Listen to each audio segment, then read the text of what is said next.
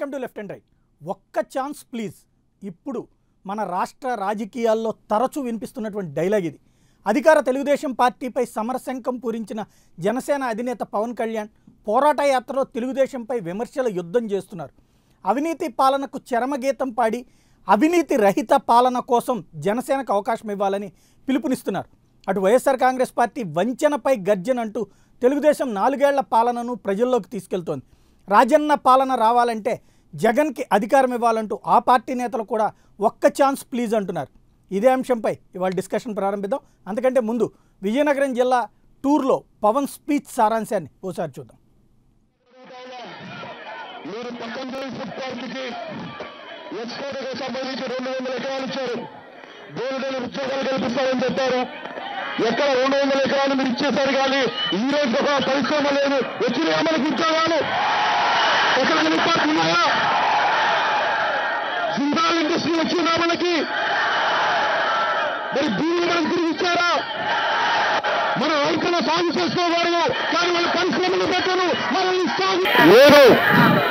ఉత్తరాంధ్ర నేలతల్లి నాకు మొదలు నేర్పింది. ఈ రోజు నేను ముందున్నానంటే ఉత్తరాంధ్ర నేలతల్లి, ఆ నేలతల్లికి నేను మోకరిల్లుతా మీ అందరి సమక్షంలో నేను ఒట్టేసి చెప్తున్నాను. ఉత్తరాంధ్ర వెనుకబాటుతనానికి పాల్గొనడానికి జనసేన పార్టీ ఉంది, మీకు అండగా ఉంటుందని నేను తెలియజేసుకుంటా ఉన్నాను. Bharatiya Janata Party special category status ఇవ్వనందుకు మొట్టమొదటి నుంచి 2016 పై నుంచి ప్రశ్నిస్తుంది నేనే. కానీ మొన్న కాకినాడలో పోయి ఆయన నన్ను తిడతారు, ముఖ్యమంత్రి గారు తెలుగుదేశం ప్రభుత్వాన్ని, కానీ నన్ను తిడితే ప్రయోజనం ఏంటని అడుగుతా ఉన్నారు. ఏమడిగాను, మీరు ఆ రోజే కనుక నాకు ఒత్తాసు పలుకుంటుంటే ఈ రోజున విశాఖకు రైల్వే జోన్ వచ్చిండేది. తెలుగుదేశం పార్టీ నాయకులు కానీ ఎంపీ హరిబాబు గారు కానీ అందరి నోట్లు కావాలి, వారికి నా సహాయ సహకారాలు కావాలి, వారికి జన సైనికుల అండదండలు కావాలి. ఎంపీ హరిబాబు గారిని కానీ అనకాపల్లి ఇంతమంది ఎంపీలు ఉన్నారు, కనీసం వీళ్ళు మన బ్రిడ్జికి ఉత్తరాంధ్ర ఎంపీలు వీళ్ళందరూ కనీసం విశాఖ రైల్వే జోన్ చాలకపోయారు. కనీసం మా కొత్త వలస ఒక రైల్వే బ్రిడ్జికి ఒక లెటర్ రాయడానికి కూడా వీళ్ళకి కొత్తగా వాళ్ళకి. మొన్న ఒక ఎంపీ చూస్తే మాట్లాడుతూ ఉన్నాను, విశాఖ రైల్వే జోన్ టీం లేదని. అంటే మనకి రోడ్లు వేయించుకున్నంత ఇష్టంగానే వాళ్ళు మనకు నింపినప్పుడు మనకి పనులు చేయడానికి రాలేదు. అందుకని 2019 ఒక సరికొత్త రాజకీయ వ్యవస్థ మీకు అందగా ఉన్న రాజకీయ వ్యవస్థను జనసేన ఖచ్చితంగా స్థాపించింది. ప్రధాన ప్రతిపక్షాలు ప్రస్తుతం ఒక్క ఛాన్స్ ప్లీజ్ అంటున్నాయి. మరో ఛాన్స్ ఇవ్వమంటోంది తెలుగుదేశం పార్టీ. అసలు ఏం జరగబోతోంది రాజకీయం? ఈ అంశానికి సంబంధించినటువంటి చర్చలో పాల్గొంది ప్రస్తుతం మనతో విజయవాడ స్టూడియోలో ఉన్నారు సతీష్, జనసేన ప్యానల్ కమిటీ సభ్యులు. అలాగే వైజాగ్ నుంచి మనతో జాయిన్ అవుతున్నారు కాకి గోవింద్ రెడ్డి, తెలుగుదేశం పార్టీ రాష్ట్ర కార్యదర్శి. అలాగే హైదరాబాద్ నుంచి మనతో జాయిన్ అవుతున్నారు అంబటి రామకృష్ణ, కాంగ్రెస్ పార్టీ అధికార ప్రతినిధి. మరి కాసేపట్లో మనతో జాయిన్ అవుతారు రాజశేఖర్, వైఎస్ఆర్ కాంగ్రెస్ పార్టీ అధికార ప్రతినిధి. అట్లాగే బాజీ, భారతీయ జనతా పార్టీ మైనార్టీ మోర్చా జాతీయ కార్యదర్శి కూడా. ముందుగా గోవింద్ రెడ్డి గారు ఏమంటారు? మీ ప్రాంతంలోనే పర్యటన సందర్భంగా ఒక్క ఛాన్స్ ఇవ్వమంటున్నారు. అలాగే హోదాకి సంబంధించి కూడా ప్రత్యేకించి నేను అడిగిన సమయంలో కనుక మీరు మద్దతు ఇచ్చి ఉంటే ఈ పాటికే సమస్యలు పరిష్కరించే వాళ్ళం అంటున్నారు. ఇంకొకటి, చంద్రబాబు నాయుడు చేసినటువంటి ప్రస్తావన ఏదైతే భారతీయ జనతా పార్టీ జనసేన కలిసి నాటకాలు ఆడుతున్నాయి అన్నటువంటి వాదనని తోసిపుచ్చుతున్నారు. ఏమంటారు? సాయి గారు నమస్కారం. నమస్తే, చెప్పండి. ఈవేళ ప్రముఖ సినిమా హీరో పవన్ కళ్యాణ్ గారు, గోవింద్ రెడ్డి గారు రాజకీయ ఎజెండా బయట పెట్టారు. విన్నపం అతను మనసులోన సార్ గోవింద్ రెడ్డి గారు ఒక చిన్న విన్నపం. దయచేసి మీరు జనసేన పార్టీ అధ్యక్షుడు పవన్ కళ్యాణ్ గారు అని మీరు పలకాలని చెప్పేసి మేము విన్నవించుకుంటున్నాం. మీరు సినిమా నటుడిగా మాత్రమే గుర్తిస్తున్నారు, జనసేన అధ్యక్షుడిగా గుర్తించటం లేదన్నది ఇక్కడ అడుగుతున్న ప్రశ్న. మేము విన్నవించుకుంటున్నాం మీకు. అది కూడా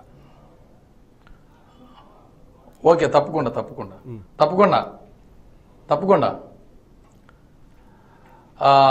ప్రముఖ సినిమా నటుడు, జనసేన అధ్యక్షుడు పవన్ కళ్యాణ్ గారు ఈవేళ ఎస్కోట్లో మాట్లాడిన దాన్ని బట్టి క్లియర్ కట్గా అతని రాజకీయ ఆకాంక్ష, పదవి వ్యామోహం,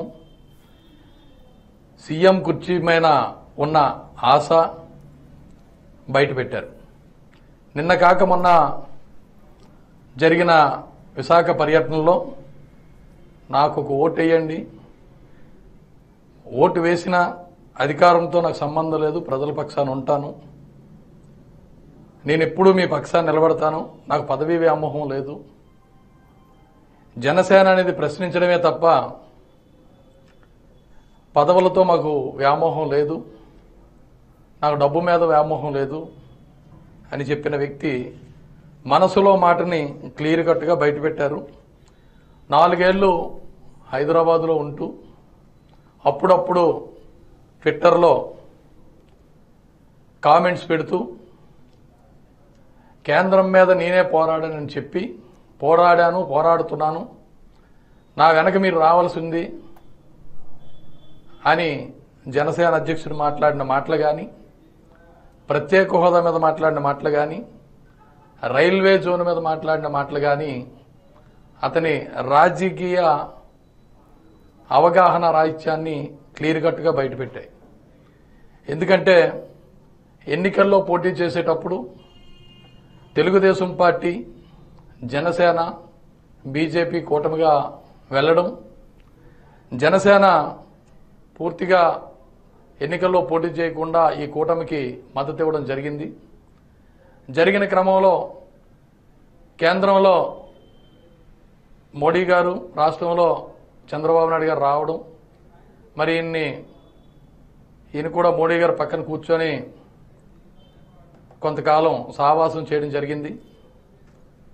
ఏదైతే ఈ రాష్ట్రానికి ఆవేళ పార్లమెంట్లో పెట్టిన హామీలని, విభజన హామీలు అమలు చేయమని చెప్పి అడుగుతున్న క్రమంలో దశల వారీగా కేంద్ర ప్రభుత్వం తెలుగువారి మీద కక్ష కట్టిన విధానం, నమ్మించి మోసం చేసిన విధానాన్ని మనం క్లియర్ కట్గా చూస్తే, దశల వారీగా మనం చూస్తే 2016లో ప్రత్యేక హోదాకు బదులుగా ప్రత్యేక ప్యాకేజ్ ఇస్తామన్నారు. గోవిందరెడ్డి గారు ఇవన్నీ 10 సంవత్సరాల్లో పెట్టే విద్యా సంస్థలు కానీ, గోవిందరెడ్డి గారు ఇవన్నీ మరి చెప్పని ఒక్క మాట ఇది మనం పరిచయ వాక్యాలను అంత సుదీర్ఘంగా చెప్పుకుంటే బాగోదు కదా.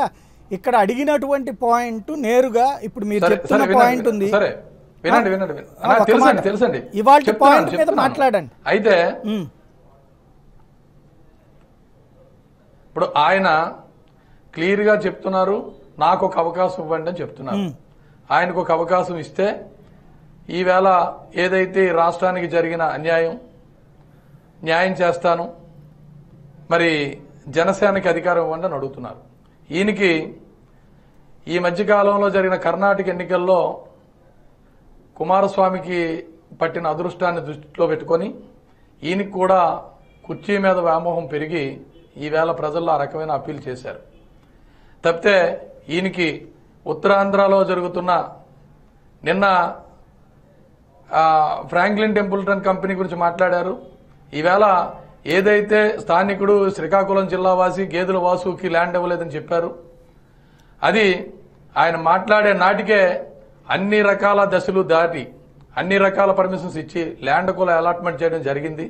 అవగాహన రాహిత్యంతో ఆయన మాట్లాడారు. ఉత్తరాంధ్ర వెనుకబాటుతనం గురించి చెప్తున్నారు. ఉత్తరాంధ్రని నాగావళి వంశధారని నదులు అనుసంధానం చేసి శ్రీకాకుళం జిల్లాని తాగునీరు, సాగునీరుతో పాటు అక్కడున్న మహేంద్రతనయ మిగతా నదులన్నీ కలిపి అనుసంధానం చేసి ఉత్తరాంధ్రాని ఏదైతే కోస్తాలో ఉన్న ఉభయ గోదావరి జిల్లాల్లో ఉన్న రాష్ట్రాల్లో ఎలా అయితే పాడి పంటలు పండుతున్నాయో ఆ రకంగా పండే విధంగా ప్రణాళికలు తయారు చేసి అనేక ఎత్తుపోతల పథకాలు ప్రవేశపెట్టి ఈవేళ ఉత్తరాంధ్రను ఆదుకొని కేవలం ఉత్తరాంధ్ర ఒక తెలుగుదేశం పార్టీ నారా చంద్రబాబు నాయుడు హయాంలోనే ఈ ఉత్తరాంధ్ర అభివృద్ధి చెందింది. ఉత్తరాంధ్ర తెలుగుదేశం పార్టీ కంచుకోట. ఇది రాష్ట్రంలో బీజేపీ బీసీల పార్టీ, బీసీలు అత్యధికంగా ఉన్న ఈ ప్రాంతంలో ప్రత్యేకవాదం అని చెప్పి అటుపక్క రాయలసీమ వాదాన్ని బీజేపీ వారు తీసుకొస్తే ఈయన ప్రత్యేక ఉత్తరాంధ్రవాదం అని చెప్పి ఈయన 4 సంవత్సరాలు హైదరాబాద్ లో ఉండి ఈవేళ ఉత్తరాంధ్ర పర్యటనకు వచ్చి సినిమా షూటింగ్ మాదిరిగా ఒక వారం రోజుల పర్యటన చేయడం, 2 రోజులు గ్యాప్ ఇవ్వడం, 3 రోజులు వెళ్ళడం ఇలా చేశారు తప్ప ఈవేళ రాష్ట్రానికి కేంద్ర ప్రభుత్వం చేస్తున్న అన్యాయం మీద నిర్దిష్టంగా ఒక్కరోజు ఆయన పోరాటం చేయలేదు. పైపెచ్చు అప్పుడప్పుడు ట్వీట్లు చేస్తూ పోరాటం చేశారు తప్ప నిర్దిష్టమైన పోరాటం చేయలేదు. చేయకుండా ఈవేళ కేంద్ర ప్రభుత్వం క్లియర్ కట్ గా ప్రత్యేక హోదా అమలు చేయని కేంద్ర ప్రభుత్వం మాట్లాడకుండా కేవలం చంద్రబాబు నాయుడు గారు ఆయన కుటుంబాన్ని టార్గెట్ చేసి మాట్లాడుతున్నారు. కేవలం ఈ రాష్ట్రానికి నారా చంద్రబాబు నాయుడు లాంటి ముఖ్యమంత్రి తప్ప ఈ రాష్ట్రాన్ని ఈ గడ్డు పరిస్థితుల్లో ఈ ఆర్థిక సంక్షోభం ఉన్న రాష్ట్రాన్ని చంద్రబాబు నాయుడు తప్ప ఈ రాష్ట్రాన్ని మరొకరు పరిపాలించడం సాధ్యం కాదని ఈ సందర్భంగా తెలియజేస్తున్నాను. ఏమంటారు సతీష్ గారు? పరిపాలన బాబు గారి దగ్గర నేర్చుకోమని చెప్తున్నారు. ఆ తర్వాత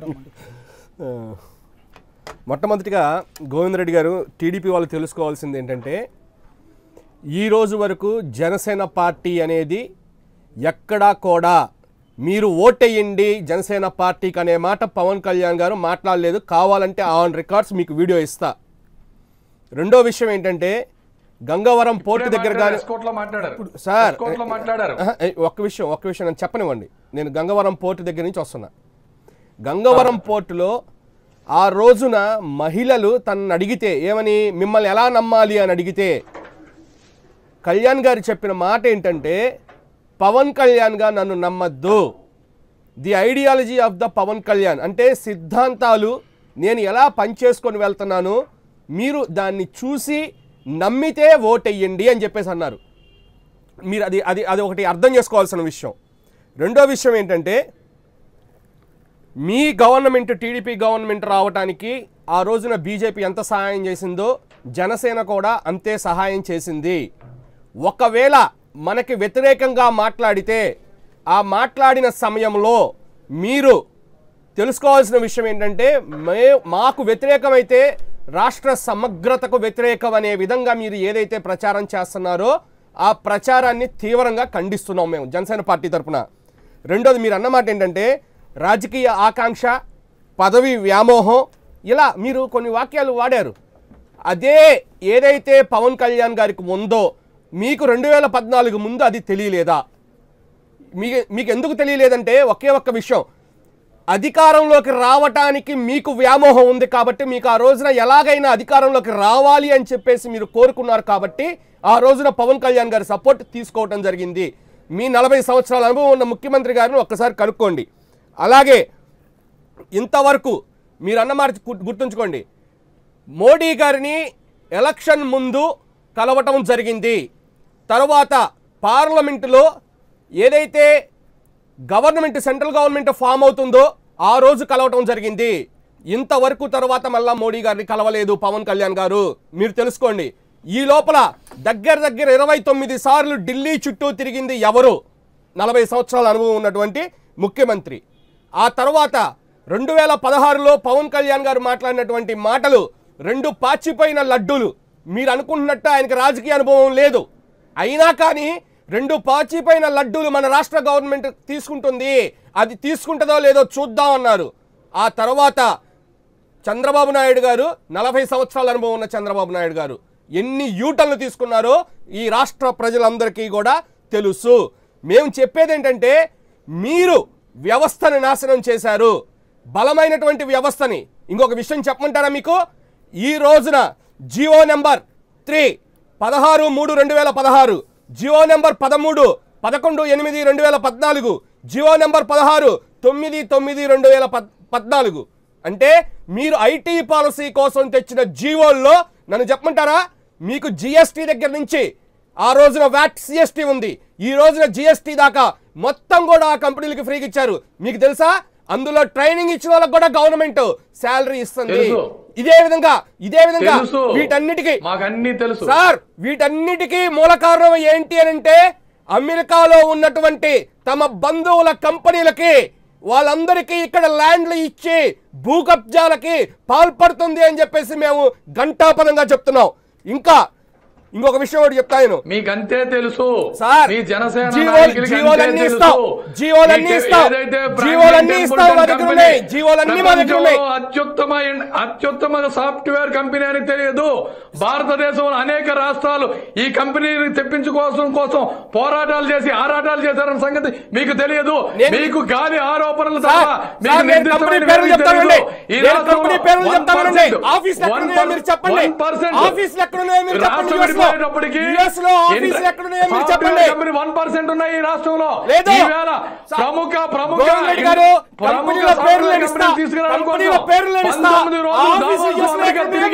నారా లోకేష్ గారు తీసుకొచ్చిన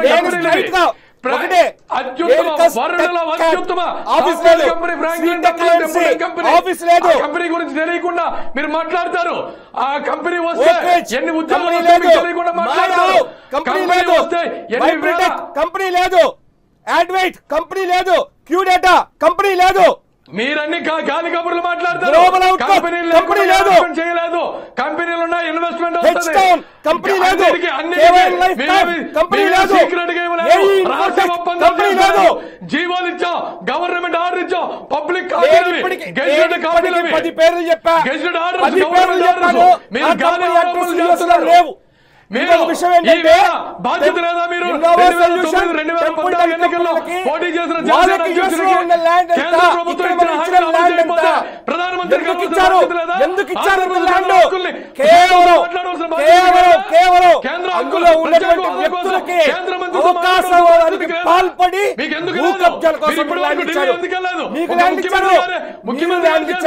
మీరు ఢిల్లీలో ఎందుకు పోరాటం చేయలేదు? ఎవరికి? ఈ రాష్ట్రంలో మొట్టమొదటిగా మోడీ గారిని ప్రశ్నించిన వ్యక్తి పవన్ కళ్యాణ్ గారు 2016లో మీకు అలా సమాధానం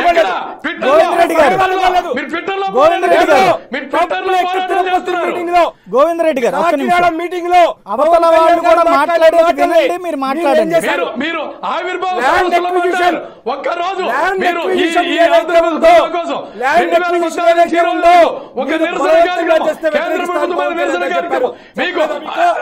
ఎన్నికల దృష్ట్యా గోవిందరెడ్డి గారు ఒక్క నిమిషం. గోవిందరెడ్డి గారు ఒక్క మాట. ఇక్కడ మీరు ఇందాక మాట్లాడుతున్నంతసేపు మిగతా వాళ్ళంతా విన్నారు. మిగతా వాళ్ళు మాట్లాడుతుంటే వినడానికి కూడా మీలో ఎందుకు అంత అసహనం రగులుతుంది? కొద్దిగా ఆగితే విన్న తర్వాత మీరు సమాధానం చెప్తే సరిపోతుంది కదా. అవతల వాళ్ళు ఏం మాట్లాడాలో మీరు డిసైడ్ చేయరు కదా. మీరేం మాట్లాడాలో మీరు డిసైడ్ చేసుకోండి. అవతల వాళ్ళు చెప్పేది వినండి, విని నోట్ చేసుకోండి, దాని మీద రియాక్షన్ ఇవ్వండి. అవతల వాళ్ళు మాట్లాడేటప్పుడు అట్లా మాట్లాడకూడదని మనం చెప్పడం వల్ల ప్రయోజనం లేదు కదా. ఒక్క నిమిషం ఉండండి. రామకృష్ణ గారు ఏమంటారు? రామకృష్ణ గారు, ఈ ఒక్క ఛాన్స్ ప్లీజ్ అనేది ఇటు వైసీపీ కానీ ఇటు పక్కన జనసేన కానీ అడుగుతోంది. ఈ ఒక్క ఛాన్స్ ఇస్తారా? తెలుగుదేశం పార్టీనే రెండో ఛాన్స్ తీసుకుంటుందా? ఇప్పుడు జనసేనకి ఒక్క ఛాన్స్ ఇవ్వాలంటే జనసేన ఇప్పుడు దాకా ఇంత తీవ్రంగా విమర్శిస్తోంది కదా. వాస్తవంగా ఇది అవినీతి ప్రభుత్వం, అవినీతి జరుగుతోంది అనేది సుస్పష్టం. కానీ ఈ ప్రభుత్వాన్ని ఆంధ్ర రాష్ట్ర ప్రజలపైన రుద్దింది ఎవరు అంటే జనసేన నాయకుడి పాత్ర అందులో ఉందా లేదా? జనసేన నాయకుడి పాత్ర అందులో ఉంది. ఈ ప్రభుత్వాన్ని ఆంధ్ర రాష్ట్ర ప్రజలపైన రుద్దడంలో జనసేన నాయకుని పాత్ర సుస్పష్టంగా ఉంది. సో అంటే ఆయన అంచనా వేయడంలో విఫలం చెందారు.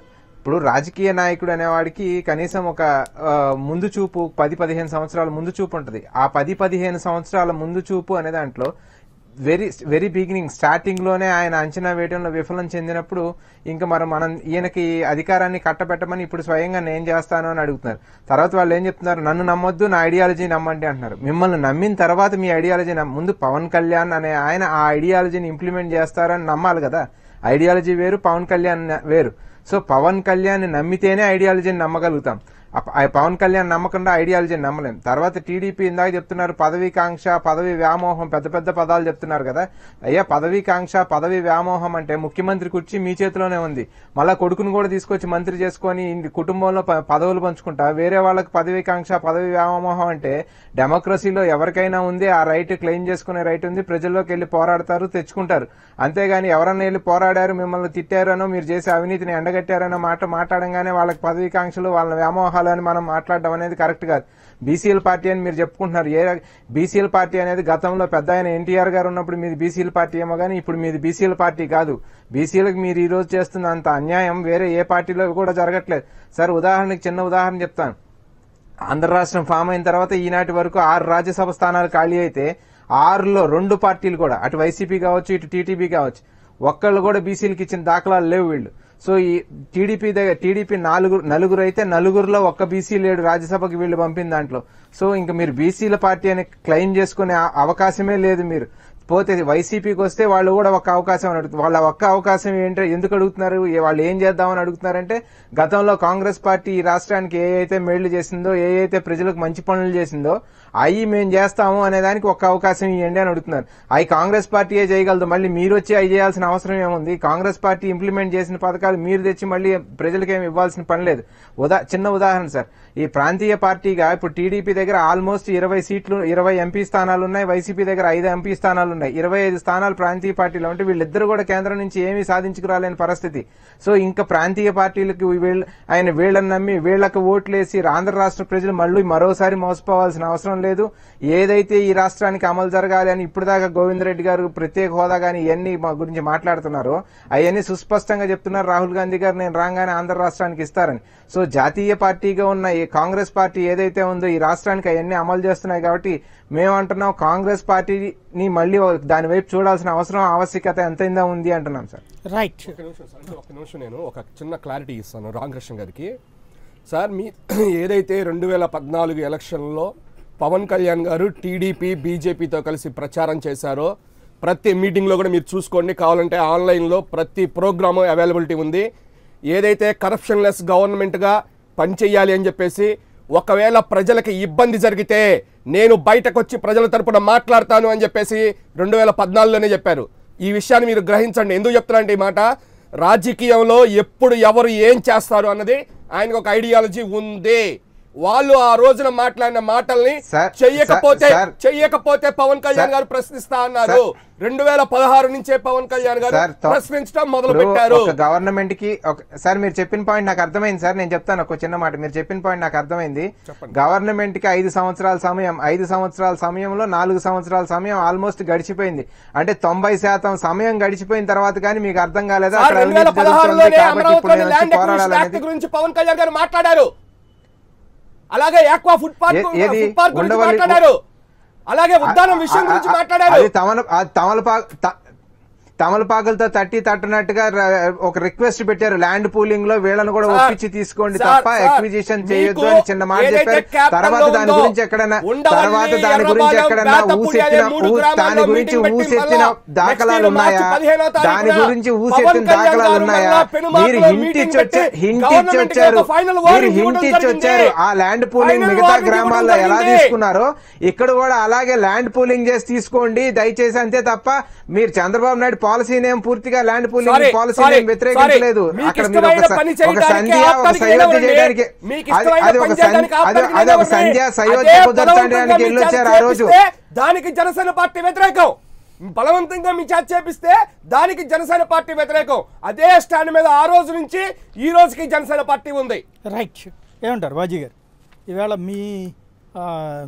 మీరు ఒకవైపున రాయలసీమ అంటూ ఇటు పక్కన వీళ్ళు ఉత్తరాంధ్ర కోసం ఇద్దరూ కలిసి మరొక రాష్ట్ర విభజన ఉద్యమాన్ని జనం మీదకి రుద్దుతున్నారన్నటువంటిది ప్రధానమైన ఆరోపణ టీడీపీది. వాస్తవంగా ఇక్కడ రాష్ట్రాల విభజన అనే దానికన్నా కూడా ఆయా ప్రాంతాల అభివృద్ధి అంటం అనేది ఖచ్చితమైనటువంటి పదం. ఇది ఏదైతే మనం 2 రాష్ట్రాలు ఉన్నప్పుడు మనం ఈ రాష్ట్రం విడిపోయి బాగుపడాలని చెప్పని మనం కోరుకున్నాం. మనం ఆ రోజున మాట్లాడిన వాళ్ళు ఇవాళ విభజన జరుగుతున్న పరిస్థితుల్లో నా ప్రాంతం అభివృద్ధి చెందాలని ఏ ప్రాంతం వాళ్ళైనా కోరుకుంటారు. సమర్థవంతమైన నాయకత్వం ఉన్నప్పుడు డీసెంట్రలైజేషన్ చేసి అన్ని ప్రాంతాల్లో కూడా అభివృద్ధిని చూపిస్తే ఆ ప్రజలు అడగాల్సిన అవసరం ఉండదు కదా. ఈరోజు నా పరిస్థితి చేయలేదు కాబట్టి మళ్ళీ ఒకే ప్రాంతాన్ని డెవలప్ చేయడం కోసం ఒక ప్రాంతంలోనే వాళ్ళకి కావాల్సినటువంటి కోరికలు తీర్చుకోవడం కోసం ఎస్టాబ్లిష్మెంట్ జరుగుతుంది కాబట్టి ఆ ప్రాంతాల ప్రజల మనోభావాలు ఈ రోజున ఎక్స్ప్రెస్ చేయడంలో తప్పు లేనటువంటి పరిస్థితి. ఈరోజు అవకాశం కోసం అన్ని రాజకీయ పార్టీలు చూస్తాయి, కానీ 2014లో ప్రజలు మీరు మీ మోసాన్ని పరోక్షంగా భుజాన్ని వేసుకుంటున్నటువంటి పవన్ కళ్యాణ్ కలిసి రాష్ట్రాన్ని మోసం చేస్తున్నారు, మరొక ప్రాంతీయ ఉద్యమాలు రెచ్చగొడుతున్నారన్నదే ఇప్పుడు వాళ్ళ ఆరోపణ. వాళ్ళు ఏదైనా మాట్లాడతారండి. ఇక్కడ తెలుగుదేశం పార్టీ ఆడేటువంటి నాటకాల ఆటలు ఏవైతే ఉన్నాయో రాజకీయ పార్టీలను కూడా వాళ్ళ ఉచ్చులో వేసుకునేటువంటి పరిస్థితి 2014 మొదలైన దగ్గర నుంచి కూడా 2016 వరకు నడుపుతూ వచ్చారు. అది 2016లో కూడా చక్కగా ప్రత్యేక హోదా విషయంలో ఆయన టర్న్ తీసుకొని ఈ పార్టీలను కూడా అప్పటి వరకు మాట్లాడినటువంటి పవన్ కళ్యాణ్ గారు ఈ పాసిపోయిన లడ్డూల విషయం ఎత్తనివ్వండి, లేకపోతే జగన్ గారు మాట్లాడినప్పుడు కూడా ఈ మిగతా వాళ్ళందరినీ సామాన్యుడిని కూడా నోరెత్తనివ్వకుండా చేసినటువంటి మాయా మచ్చింద్రుడు ఈ రాష్ట్ర ముఖ్యమంత్రి. 2018 వరకు ఏ నాటకం అయితే కంటిన్యూ చేశారో అకస్మాత్తుగా టర్న్ తీసుకోవడం అనే ప్రాసెస్ జరిగిన తర్వాత ఈ గుడ్డగాలి చవరకుల మీద భారతీయ జనతా పార్టీ మీద ఇప్పుడు డీసెంట్రలైజేషన్ అడుగుతున్నాం మనం. 7 జిల్లాలు వెనకబడినటువంటి జిల్లాల కోసం 10,150 కోట్ల రూపాయలు మేము ఇస్తే ఆ ఇచ్చినటువంటి డబ్బులు ఉపయోగించలేక 134 కోట్ల రూపాయలు ఇంకా మిగిలిపోతే వెనక్కి వెళ్ళిపోయే పరిస్థితి జరిగింది. ఇక్కడ కాగు నివేదికలు ఇచ్చిన దాని ప్రకారం ఎంత డబ్బులు మురిగిపోయి వెనక్కి వెళ్ళిపోయినది ఈ రాష్ట్రంలో ఉన్నటువంటి కాగు లెక్కలు తీసిన తర్వాత విద్యావంతులైనటువంటి ప్రజలందరికీ తెలిసినటువంటి విషయం. ఎందుకు చేయలేకపోయింది అనేది అభివృద్ధి చేయమని చెప్పి కేంద్రం నుంచి నిధులు ఇస్తూ ఉంటే అభివృద్ధి జరగకపోతే ఆ ప్రాంతంలో పైగా దాన్ని దాచిపెట్టి నిన్న అనంతపురంలో 900 కోట్లు ఇచ్చారు విద్యా సంస్థలకి వచ్చేసరికి. అదేవిధంగా పోలవరంలో 1400 కోట్లు ఇచ్చారు. ఇది చేసి మనం డెవలప్మెంట్ కోసం డబ్బులు ఇస్తుంటే వీళ్ళు మాత్రం చక్కగా ఒక GOMS నెంబర్ 62 ప్రకారం తీసుకొని 2018 నుంచి 19 వరకు ఈయనే స్వయంగా 138 కోట్లు నవనిర్మాణ దీక్ష ఖర్చు పెట్టుకున్నాడు. ఈయన నవనిర్మాణ దీక్షగా ఏమవసరం అని చెప్పి ఎవరి ప్రజలని ఎవరిని చక్కగా మోసం చేయడానికి గా మాట్లాడతాను. కాకుండా పవన్ కళ్యాణ్ జగన్ ఈ రోజున ఇద్దరూ కూడా మాకు ఒక ఛాన్స్ ఇవ్వమని అడుగుతున్నారు. తెలుగుదేశం మరొక ఛాన్స్ ఇవ్వమని అడుగుతుంది. భారతీయ జనతా పార్టీ వీళ్ళల్లో ఎవరికి మద్దతు ఇస్తుంది? ఖచ్చితంగా చెప్పాలంటే జాతీయ దృక్పథం ఉన్న పార్టీలు రాష్ట్రాన్ని వాళ్ళ చేతుల్లో జాతీయ పార్టీల చేతిలో ఉంటేనే రాష్ట్రం బాగుపడుతుంది. ఇది ఖచ్చితంగా జరగాల్సినటువంటిది. ఆంధ్ర రాష్ట్ర ప్రజల్లో రావాల్సినటువంటి ఇవాళ నేను పవన్ కళ్యాణ్ గారిని కానీ జగన్ గారిని కానీ లేకపోతే తెలుగుదేశం పార్టీని కానీ అనండి. ఎందుకంటే 2014 ఎన్నికల్లో ఈయన సమర్థమైన తాపీ మేస్త్రి, ఈయన రాష్ట్రాన్ని బాగా కడతారు, నిర్మాణం జరుపుతారని ఇచ్చారు. ఈ 4 సంవత్సరాల పాటు ఆయనే ప్రజల్ని సపోర్ట్ చేయమన్నారు. ఆయనే ప్రజల్ని కాపాడండి బాబు, నన్ను మీరు కాపాడుకోవాలి, నన్ను మీరు జాగ్రత్త దాచుకోండి అని చెప్పారు. మీకు కావాల్సిన ఎంత డబ్బులైనా ఇస్తానని చెప్పారు. అదేవిధంగా మీ ఇంట్లో ధాన్యం పండించి నాకు ఇవ్వండి అని చెప్పారు.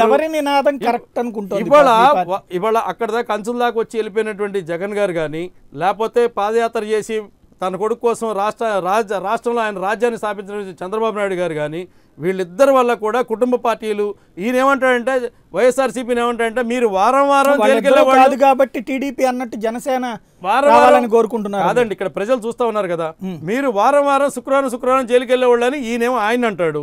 ఆయన అంటారు మీరు 2 లక్షలు 3 లక్షల కోట్లు సంపాదించారు, మీరు అవినీతి అని ఆయన అంటారు. ప్రభుత్వ సంస్థలు కూడా అవినీతి పాల్పడుతుంది ఈ రాష్ట్రానికి అని చెప్పారు. మరొక మారు ఈ రాష్ట్రంలో ఈ ప్రభుత్వం కనుక కొనసాగితే రాష్ట్రంలో మిగిలేదు ఏముండదు.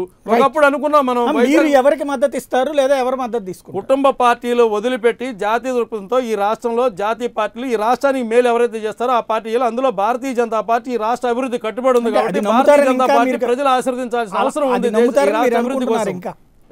అలా నమ్ముతారని ఇంకా అనుకుంటున్నారు ప్రజలకు నిజాలు తీసుకెళ్లి చెప్తామండి, వాళ్ళే నమ్ముతారు. చెప్పినప్పుడు వాళ్ళే నమ్ముతారు. రాజశేఖర్ గారు ఇక్కడ చాలా క్లియర్గా మీరు చివరిలో వచ్చారు. ఒకటి స్పష్టంగా కనబడుతోంది, తెలుగుదేశం పార్టీ మరో ఛాన్స్ ఇవ్వమంటోంది. మీ పార్టీ కానీ ఇటు పక్కన జనసేన కానీ మాకు ఒక ఛాన్స్ ఇవ్వమంటున్నారు. జనం ఎవరి మాట నమ్ముతారు అనుకుంటున్నారు? మీ మాటనైతే నమ్మరని చెప్పి తెలుగుదేశం పార్టీ జనసేన ఇద్దరు అంటున్నారు.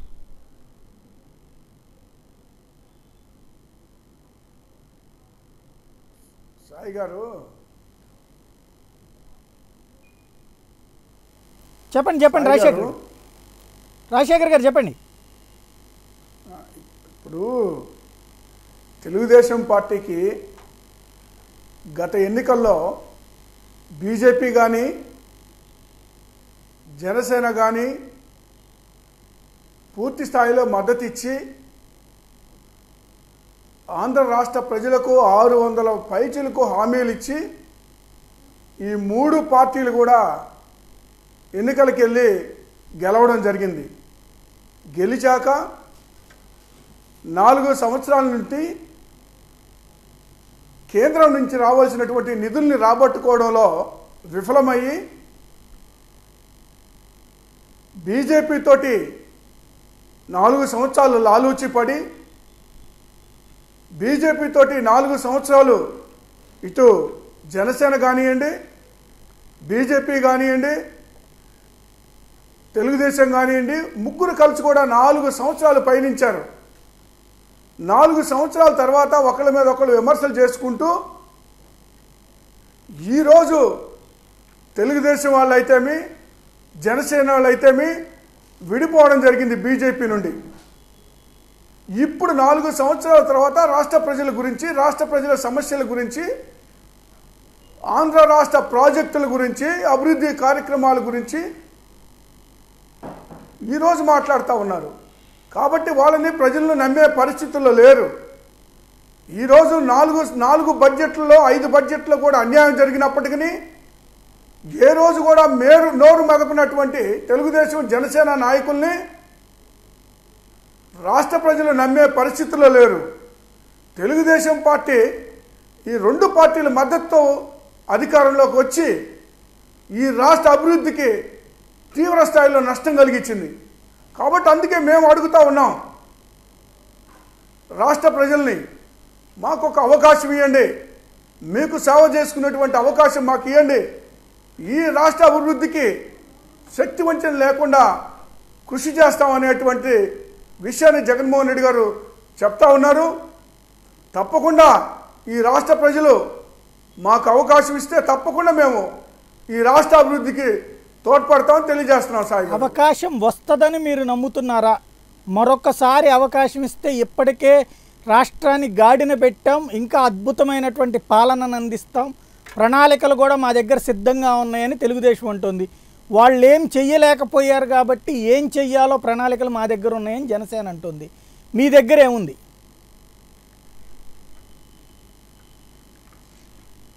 ఇప్పుడు 4 సంవత్సరాలు చూశారండి రాష్ట్ర ప్రజలు. సాయి గారు, చెప్పండి. 4 సంవత్సరాలు వేచి చూశారు ఆంధ్ర రాష్ట్ర ప్రజలు. వీళ్ళ ప్రణాళికలు, వీళ్ళ అభివృద్ధి కార్యక్రమాలు, వీళ్ళకు ఉన్నటువంటి చిత్తశుద్ధి, దూరదృష్టి మొత్తం చూశారు రాష్ట్ర ప్రజలు.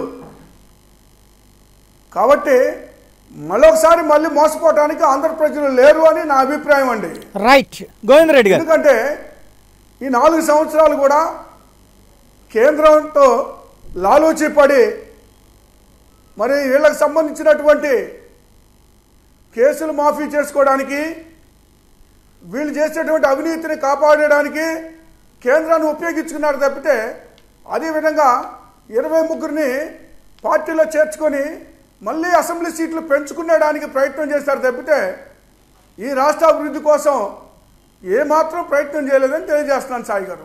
రైట్. కాబట్టి మాకు తప్పకుండా ఈ రాష్ట్ర ప్రజలు అవకాశం ఇస్తారనేటువంటి నమ్మకం మాకుంది.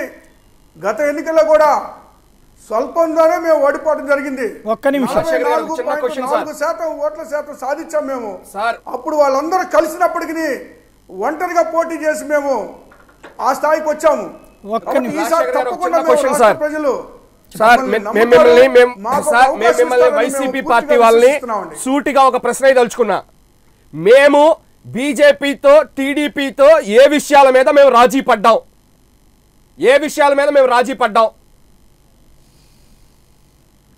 ప్రభుత్వంలోకి రమ్మన్నది అంటారు. ఆయన ఇందాకంటే మేము వెళ్ళలేదు కదా.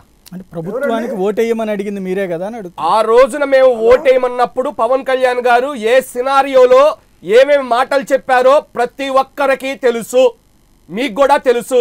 మేము ఎక్కడ రాజీ పడ్డాం అన్నది మీరు చెప్పాలి. ఇప్పుడు ఒకటండి, పవన్ కళ్యాణ్ గారు ఈ 4 సంవత్సరాలు ఎందుకు మాట్లాడుకుంటున్నారు సార్? మీరు 2016లో మీరు పవన్ కళ్యాణ్ గారు 2016లో సార్ తిరుపతి మీటింగ్ లో, కాకినాడ, అనంతపురం మీటింగుల్లో పవన్ కళ్యాణ్ గారు మాట్లాడారా లేదా? పవన్ కళ్యాణ్ గారిని చూసే టీడీపీకి సపోర్ట్ చేశారు. నేను చెప్పింది అదే. 2016లో పవన్ కళ్యాణ్ గారు మాట్లాడారా లేదా? మీకన్నా ఎక్కువగా మీకు చెప్తున్నారండి, వైసీపీ కన్నా ఎక్కువగా ల్యాండ్ ఎక్విజిషన్ యాక్ట్ మీద అమరావతి నగరంలో జరిగిన దానికి మీరు తీసుకుంటే నేను ఒప్పుకోను అన్న తర్వాత డిలే అయింది. మీరు ఎన్నిసార్లు తిరిగారు? మీ ఎమ్మెల్యే మంగళగిరిలో ఉన్నాడు. ఎన్నిసార్లు మీరు తిరిగారో తెలుసా? ఆపగలిగారా మీరు? మేము ఆపగలిగాం, దాన్ని డిలే చేయగలిగాం. ఇష్టమైతే తీసుకోండి, లేకపోతే వద్దు అని చెప్పి చాలా సూటిగా ప్రభుత్వానికి చెప్పినటువంటి వ్యక్తి పవన్ కళ్యాణ్ గారు. మీరు తెలుసుకోండి, అది అనవసరమైనటువంటి అభియోగాలు. చేయమాకండి. ఎందుకు చెప్తున్నారంటే మరి ఈ రోజు మాట్లాడినటువంటి మాటలు 4 సంవత్సరాల నుంచి పవన్ కళ్యాణ్ గారు ఎందుకు మాట్లాడలేదో నేను చెప్పండి. చెప్తుంది 2016 అండి. ఈ 4 సంవత్సరాలు ఏం చేస్తున్నారు? నిద్రపోతున్నారా మీరు? సార్, రాష్ట్రం విభజన జరిగిన 4 సమయంలో సంవత్సరాలు ఏం ఈ చేస్తా రాష్ట్రంలో ఉన్నారు? జరిగినటువంటి లోటు రేపు బడ్జెట్, ఎన్నికలు వస్తా ఈ ఉన్నాయి. రాష్ట్రానికి కావాల్సినటువంటి పవన్ డబ్బులు కళ్యాణ్ గారు ఒక పార్టీ లేకపోవడం వల్ల పెట్టున్నారు. 2016 తిరగడానికి సంవత్సరాల ఈ పాటు రోజు వాళ్ళని పవన్ నిందిస్తున్నారు కళ్యాణ్ గారు తప్పితే ఏం చేయాలి ఏంటి ఈ అనేది 4 సంవత్సరాల నుంచి ఏం చేస్తున్నారు చూసి చెప్పండి. చంద్రబాబు నాయుడు గారికి టైం ఇచ్చారు. ఫస్ట్ మన రాష్ట్రంలో జరిగిన ఫస్ట్ ప్రాజెక్టు అమరావతి. అమరావతిలో జరిగినటువంటి భూ కబ్జాలు కానివ్వండి, ల్యాండ్ ఏది మన ల్యాండ్ పూలింగ్ కాదండి, ఎస్సీలకి బీసీలకి గవర్నమెంట్ ఏదైతే ఇచ్చిందో వాటి మీద సరైనటువంటి అవగాహన లేకుండా గవర్నమెంట్ వాళ్ళకి ఇచ్చింది, వాళ్ళు కష్టపడి సంపాదించుకోవడానికి. ఆ భూములన్నీ కూడా వాళ్ళకి శాశ్వతం. అలాంటి వాటిని కూడా మిగతా పట్టాదారులతో కాకుండా వీళ్ళకి తక్కువ ఎందుకు ఇస్తున్నారు అని చెప్పేసి పవన్ కళ్యాణ్ గారు ఫస్ట్ మాట్లాడారు. ఉద్దన్ రాయపాలెం విషయం, ఎస్సీలు వాళ్ళకి 500 ఎకరాలు ఈ రాష్ట్రంలో ఎక్కడ కూడా భూములకి డబ్బులు ఇప్పించారా చెప్పండి. ఎవరు? నేను చెప్పండి.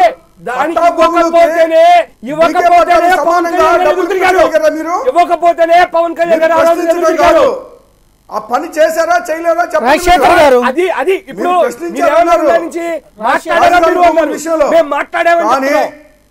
పరిష్కారం అయిందా ఎవరు మాట్లాడారు? లేదా పరిష్కారం కాకపోతే నంద్యాలలో మెడికల్ కాలేజ్ విషయం ఎవరు మాట్లాడారు చెప్పండి. మీరు ఆ రోజు నంద్యాలలో జరిగినటువంటి ఎలక్షన్ లో వాళ్ళకి న్యాయం చేస్తామని చెప్పారు. ఒక్క నిమిషం సమస్యలు పరిష్కారం అయ్యాయా లేవా మీరు మాట్లాడినందుకు చెప్పండి. మమ్మల్ని చెప్పమంటారా? జనభూమి కమిటీల గురించి పవన్ కళ్యాణ్ గారు మాట్లాడిన తర్వాత ఈ రాష్ట్రంలో ఉన్నటువంటి సామాన్యులందరికీ కూడా వాళ్ళకి రావాల్సినటువంటి హక్కులు గవర్నమెంట్ దగ్గర నుంచి తీసుకోవాల్సిన బాధ్యత ఉంది. మీ పార్టీ వాళ్ళు, నా పార్టీ వాళ్ళు, ఇంకొక పార్టీ వాళ్ళు కాదు, చెప్పిన తర్వాత ఈ రోజు ఇల్లు కానివ్వండి, పెన్షన్ కానివ్వండి, వాటిని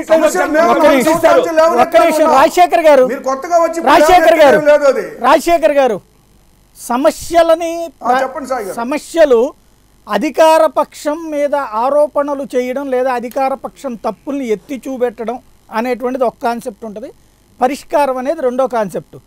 ప్రతిపక్షంగా మీరు కానీ జనసేన కానీ లేవనెత్తిన అంశాలు పరిష్కారమైనయా వాళ్ళని అడిగారు. ఓకే, మీరు చెప్పి పరిష్కరించినటువంటి సమస్య ఉంది.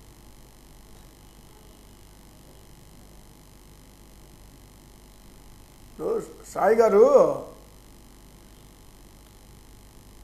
చెప్పండి సాయి గారు చెప్పండి. ఇప్పుడు అధికారంలో ఉంది వాళ్ళు. పవన్ కళ్యాణ్ గారు కూడా 4 సంవత్సరాలు వాళ్ళతో పాటు అధికారంలో ఉన్నట్టే లెక్క. వాళ్ళ మద్దతు ఇచ్చి ఈరోజు రాష్ట్రంలో తెలుగుదేశం ప్రభుత్వం అధికారంలోకి రావడానికి సహకరించినటువంటి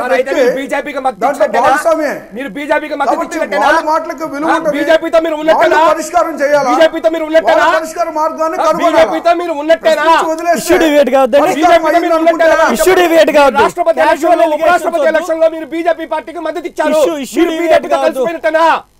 ఇష్యూ డివేట్ కావద్దు. ఒక్క నిమిషం రాజశేఖర్ గారు, ఇవాళ ఈ ఆరోపణలు ప్రత్యారోపణలు రాజశేఖర్ గారు ఇష్యూ డివేట్ కావద్దు రాజశేఖర్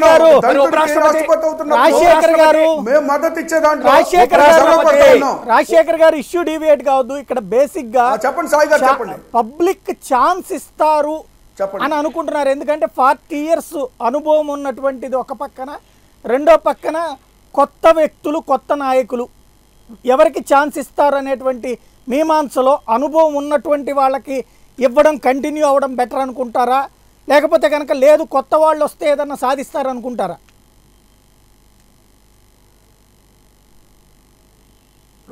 సాయి గారు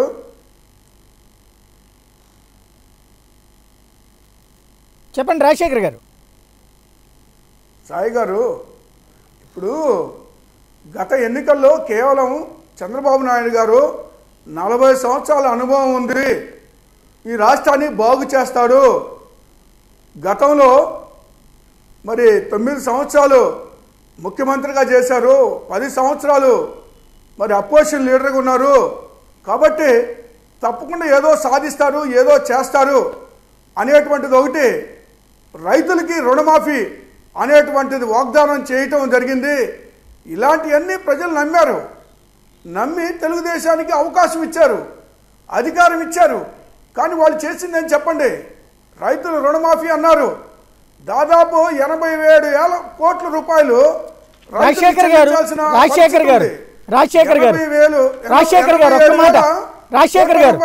ఒక్క మాట వినండి. రాజశేఖర్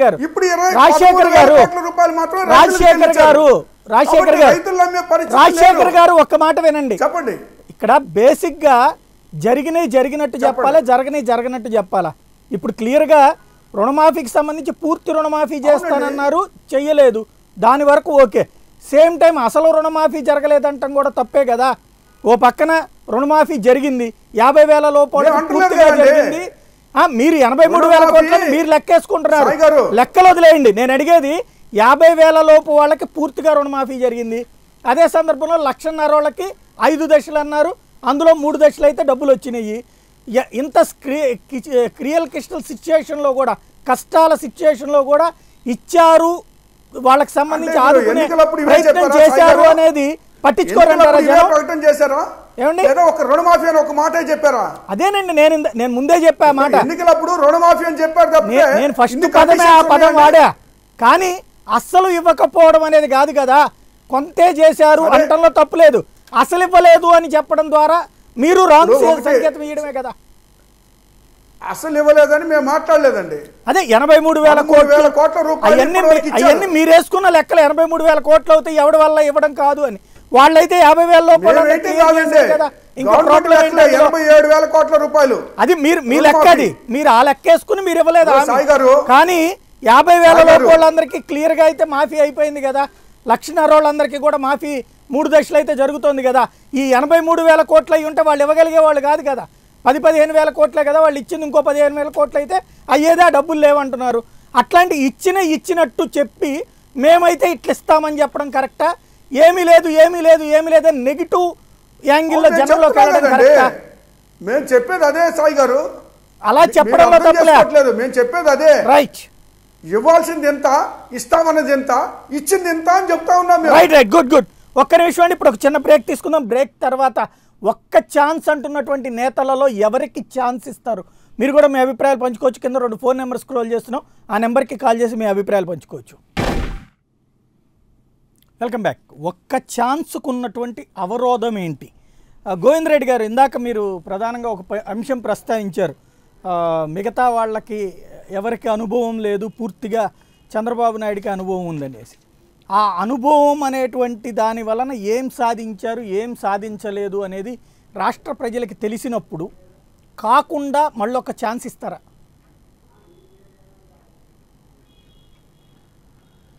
సాయి గారు, ఈ ప్రజాస్వామ్యంలో ప్రజల మద్దతు కోరడం, ఎన్నికల్లో పోటీ చేయడం, వారు ముఖ్యమంత్రి అవ్వాలనుకోవడమో, లేకపోతే ప్రధానమంత్రి అవ్వాలనుకోవడము, ఎంపీ అవ్వాలనుకోవడం, ఎమ్మెల్సీ అవ్వాలనుకోవడము వారి వ్యక్తిగతమైన ఆశలు, ఆకాంక్షలు. అయితే ఇది చేద్దామని ఆశలు ఉండొచ్చు. ఆ క్రమంలో దివంగత రాజశేఖర రెడ్డి గారు చనిపోయిన దగ్గర నుంచి జగన్మోహన్ రెడ్డి గారు ఎప్పుడు ముఖ్యమంత్రిని అవుదామా ఈ రాష్ట్రానికి అని చెప్పి అనేక దఫాలుగా ప్రయత్నాలు చేస్తూనే వచ్చారు. ఆయనకి ప్రజలు కానీ మరి అవకాశాలు కానీ ప్రజలు ఇవ్వకపోవడం మనం గమనించాం. అలాగే 2009 ఎన్నికల్లో కూడా ఏదైతే ఇప్పుడు జనసేన అధ్యక్షుడు అన్నయ్య గారు మెగాస్టార్ చిరంజీవి గారు ఏర్పాటు చేసిన ప్రజారాజ్యం పార్టీ కూడా ఒక ఛాన్స్ అంటూ వచ్చారు. వచ్చిన తర్వాత వాళ్ళకి ప్రజలు మ్యాండేట్ ఇచ్చారు. ఆ ప్రజారాజ్యంలో కూడా కీలక పాత్ర పోషించింది పవన్ కళ్యాణ్ గారు. యువరాజ్యం అధ్యక్షుడిగా ఈ రాష్ట్రంలో అధికారంలో ఉన్న వాళ్ళు పంచిలిప్పి కొట్టండి అని చెప్పి ప్రజలకు పిలిపించింది. ఆయన దృష్ట్యా ఆ ఎన్నికలైన తర్వాత ఆ పార్టీని ఏ రకంగా కాంగ్రెస్ పార్టీకి 2 స్టేట్ మంత్రి పదవులకి, 1 కేంద్ర మంత్రి పదవికి ఇచ్చి దాన్ని అందులో మెర్చేయడం కూడా మనం చూసాం. ప్రజాస్వామ్యంలో ఎవరైనా ఏదైనా అవుతానని అనుకోవచ్చు, ప్రజలను అప్పీల్ చేయొచ్చు, తప్పులేదు. కానీ ప్రజల్ని నమ్మించి మోసం చేయకూడదు. అంటే ఇక్కడ ఒక్క మాట, ఎలా బీజేపీలా ఒక్క మాట, జనసేన అధ్యక్షులు కూడా నేను పార్టీ పెట్టిన ప్రతిసారి ఒక్క మాట గోవింద్ రెడ్డి గారు, అక్కర్లేదు, గోవింద్ రెడ్డి గారు అవినీతి ఎక్కడ జరిగితే ఒక్క మాట మీరు ఒక్క మాట నేను అడిగేది, చిరంజీవి కాంగ్రెస్కి వ్యతిరేకంగా ఆ రోజున పార్టీ పెట్టారు, దాంట్లో కలిసిపోయారు, కరెక్టే. సేమ్ టైం తెలుగుదేశం పార్టీ 2009 ఎన్నికల్లో బీజేపీకి వ్యతిరేకంగా దేశవ్యాప్తంగా కూటమిని కట్టింది. అట్లాగే 2013 ఎండింగ్ వరకు, ఈవెన్ 2014 స్టార్టింగ్ వరకు కూడా భారతీయ జనతా పార్టీతో పొర్రపాటును కూడా కలిసేది లేదు, ఒక్కసారి తప్పు చేశాం, ఎట్టి పరిస్థితుల్లో కలవబోము అని ప్రకటించింది, కలిసే ప్రసక్తే లేదు అని ప్రకటించింది. అట్లాంటిది మరి మీరు కూడా టర్న్ తీసుకున్నారు కదా, రాజకీయాల్లో ఇవన్నీ కామన్ అయినప్పుడు అలాంటి అంశాలను బేస్ చేసుకుని ఓటింగ్లో మార్పు వస్తుందని మీరు నమ్ముతున్నారా? సార్ మీరు ఇన్ని క్వశ్చన్లు వేస్తున్నారు సార్, ఒక్క చిన్న క్వశ్చన్ వేస్తారు.